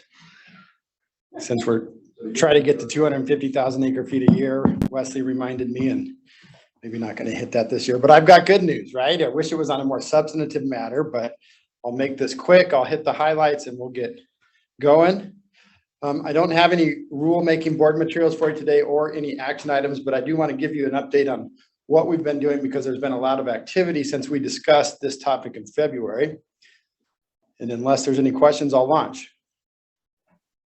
I think we're ready to hear your report. In 2021, you might remember we did a lot of rulemaking. We did some omnibus rulemaking to adopt all of our rules as temporary rules and then take them forward to promulgate them into final rules. And then we had a couple of zero-based regulation rulemakings, our rules of procedure and our stream channel alteration rules. I reported to you when we last met that we presented those rules to the House on January 19th and the Senate on January 26th. And at that point, I wasn't very hopeful that any action would be taken on those rules and that we'd be back into another round of temporary rulemaking this year. DFM shared that pessimism, and that's why they directed you back in February to adopt all of our fee rules as temporary rules, and we did. But today I can happily report that contrary to my expectations, the legislature did adopt Senate Concurrent Resolution number 123 that approved all of our fee rules. And furthermore, they took no action to modify or eliminate any of our non-fee rules. So DFM reports that on sine die, maybe today or tomorrow, all of our rulemaking activity from last year will be effective at least through the following fiscal year. So through June 30th of 2023.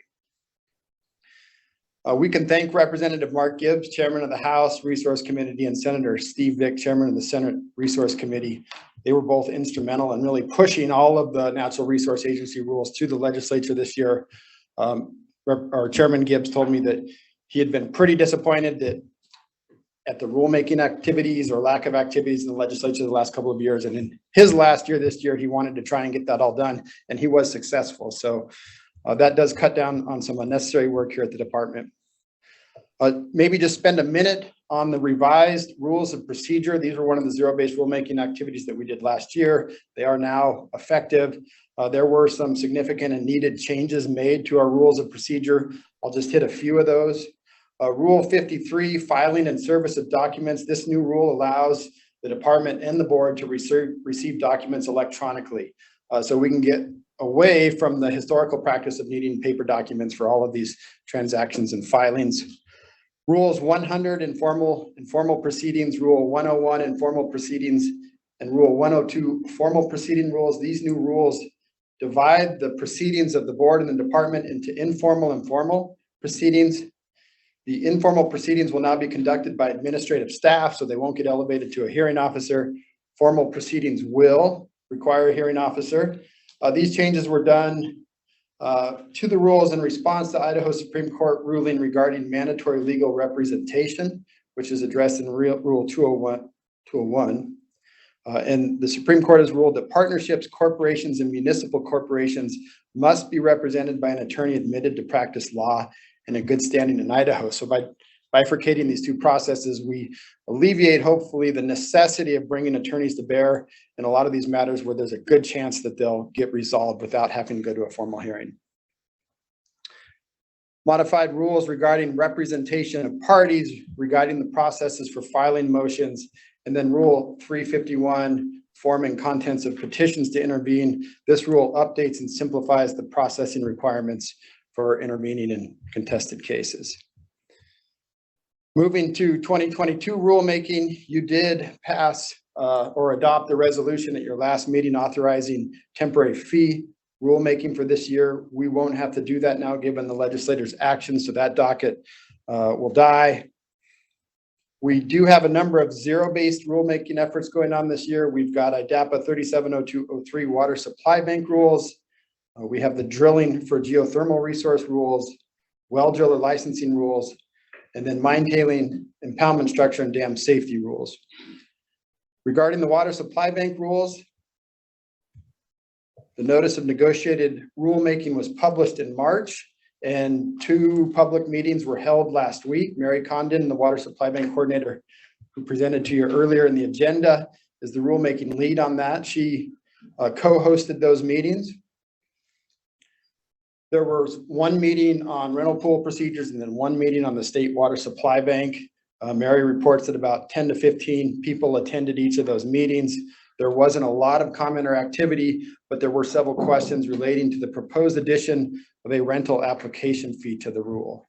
So we're going to be posting to our webpage a red line version of the new rule, and Mary's going to reach out to the stakeholders to inquire about an additional rulemaking meeting or the need to submit comments. So that rulemaking is ongoing. Regarding the drilling for geothermal resources rule, the notice of negotiated rulemaking was published in March, and the public meeting is scheduled for next Tuesday in that rulemaking effort. Regarding the driller licensing rules, that rulemaking team consists of Eric Bowe, who you also heard of earlier this morning, Chad Hersley and his group, and Tim Luke, our Compliance Bureau Chief, and they have completed the ZBR perspective analysis, a rulemaking recommendation, and a notice of negotiated rulemaking. They are recommending that we repeal the existing rule and repromulgate a new one. They do anticipate that there'll be reductions to that rule and simplifications, as well as some other substantive changes. The notice for that will be published on April 6th, and that publication establishes a public meeting for rulemaking on Tuesday, May 3rd. That meeting will be held virtually and in person here at the state office. Finally, we have not completed our analysis and recommendations for the dam safety or mine tailing impoundment rules. However, I think it's quite likely that we will recommend repealing the 2 existing rules and repromulgating a combined rule with significant reduction in the rule materials there. If you're interested in reviewing strawman rules or any of the other rulemaking materials, they are posted to our webpage under the legal page. There's a series of sidebar menus on the legal page. One is rules, statutes, and proceedings. And then one of the subheadings there is 2022, 2023 rulemaking. And all of the documents, calendar items, and comments have been or will be posted to those web pages. And unless you have questions, that concludes my update. Any questions for Matt? Not seen any, Matt. Thank you for your diligence in seeing all this through and promulgating rules that were not needed, and having us nonetheless prepared for any eventuality. So thank you. Thank you, Mr. Chairman. Okay. Recharge program, Wes.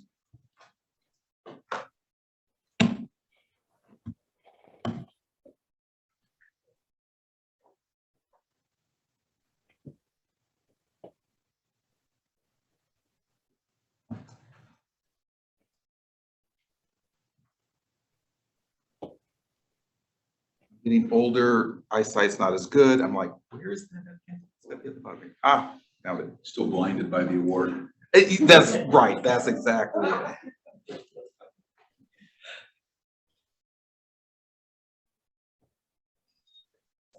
Pretty good sized plaque you got. You'll have to get a bigger office just to hang it in. Boss, but.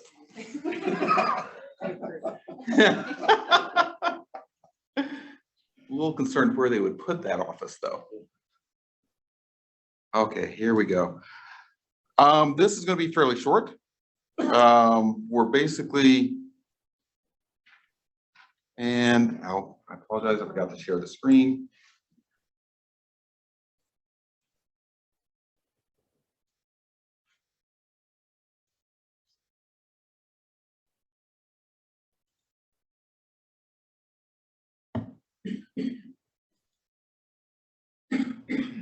Okay. And it's showing the wrong one. Oh, there we go. No, I was just, okay.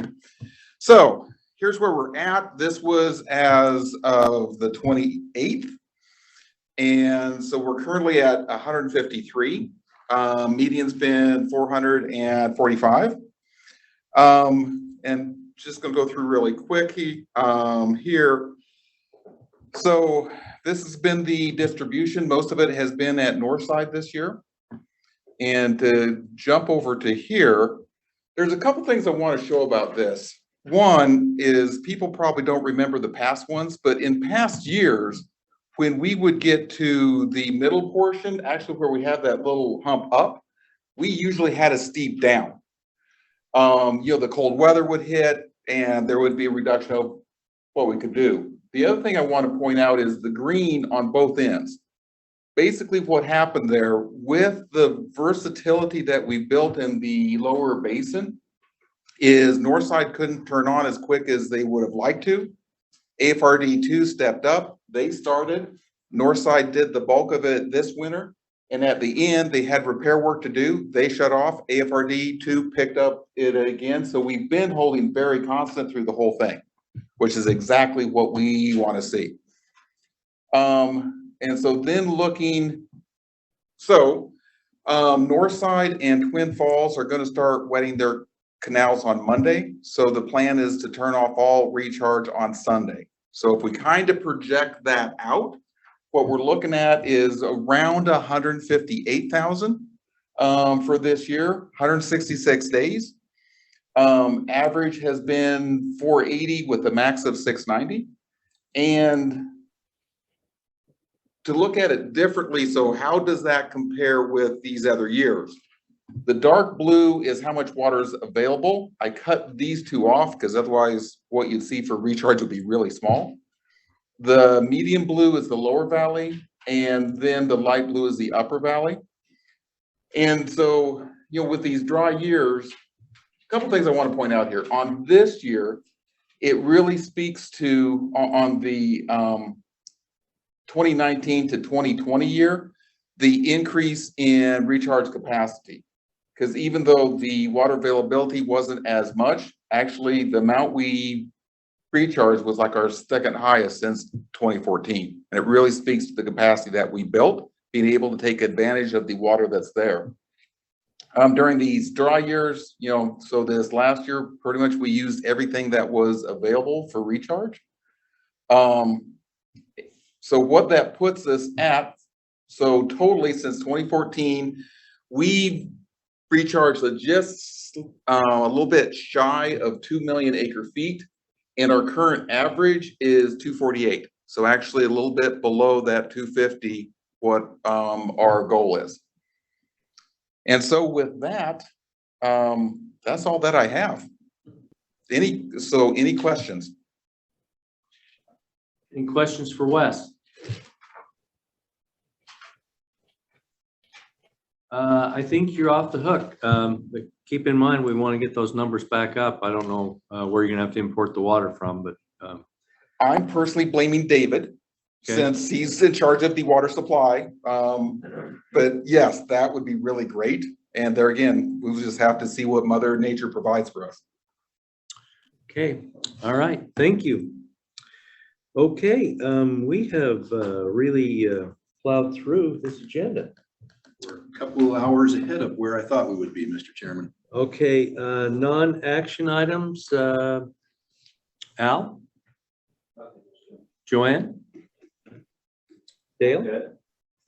Brian? Roger, did you have anything else you want to talk about in this work session? Oh, Okay, Pete? Nope. Okay, Dean, are you still on? Okay, that's fine. Director, do you have anything to visit with us about before we adjourn today? Mr. Chairman, I mentioned Brian Patton at the break that I received a letter from the Bureau of Reclamation estimating the flow augmentation releases from storage and other sources. And Bureau of Reclamation is estimating that the water available for flow augmentation this year will be 289,000 acre feet. So well short of the 427,000 that is called for in the Nez Perce agreement. And I thought that information might be helpful to the board just in anticipating what's coming this summer. Thank you. Okay, I guess with that, a little housekeeping. Was there going to be a lunch? So if we want to hang around for a bit, we can have lunch, and then I think the rest of the day is ours. That's correct. Okay, with that, go ahead. Yeah, lunch is either here or will be here shortly. Jennifer's telling me 10 minutes. So we adjourn, have lunch, and then you're off the hook the rest of the day. Yeah. Okay. We're okay. So let's talk just for a second about tomorrow. Is tomorrow 8 or 8:30? Tomorrow is, just a second. Tomorrow will be 8 o'clock with an executive session at 8 o'clock, and then the regular meeting will start at 9. Daryl Early from the Attorney General's office will brief the board on a couple of topics, tribal negotiations and the North Idaho adjudications. And he also wants to discuss the de minimis issues related to the SRBA that are being talked about. Okay. And I do believe we will be done tomorrow by noon. Okay. All right. With that, I'm looking for a motion to adjourn. I so move. Second? Moved and seconded. All in favor, say aye. Aye. Aye. Any opposed? Motion carries. Thank you. Thanks to the guys online. We'll see you in the morning. And we'll be here with bright and shiny and ready to go. Thanks.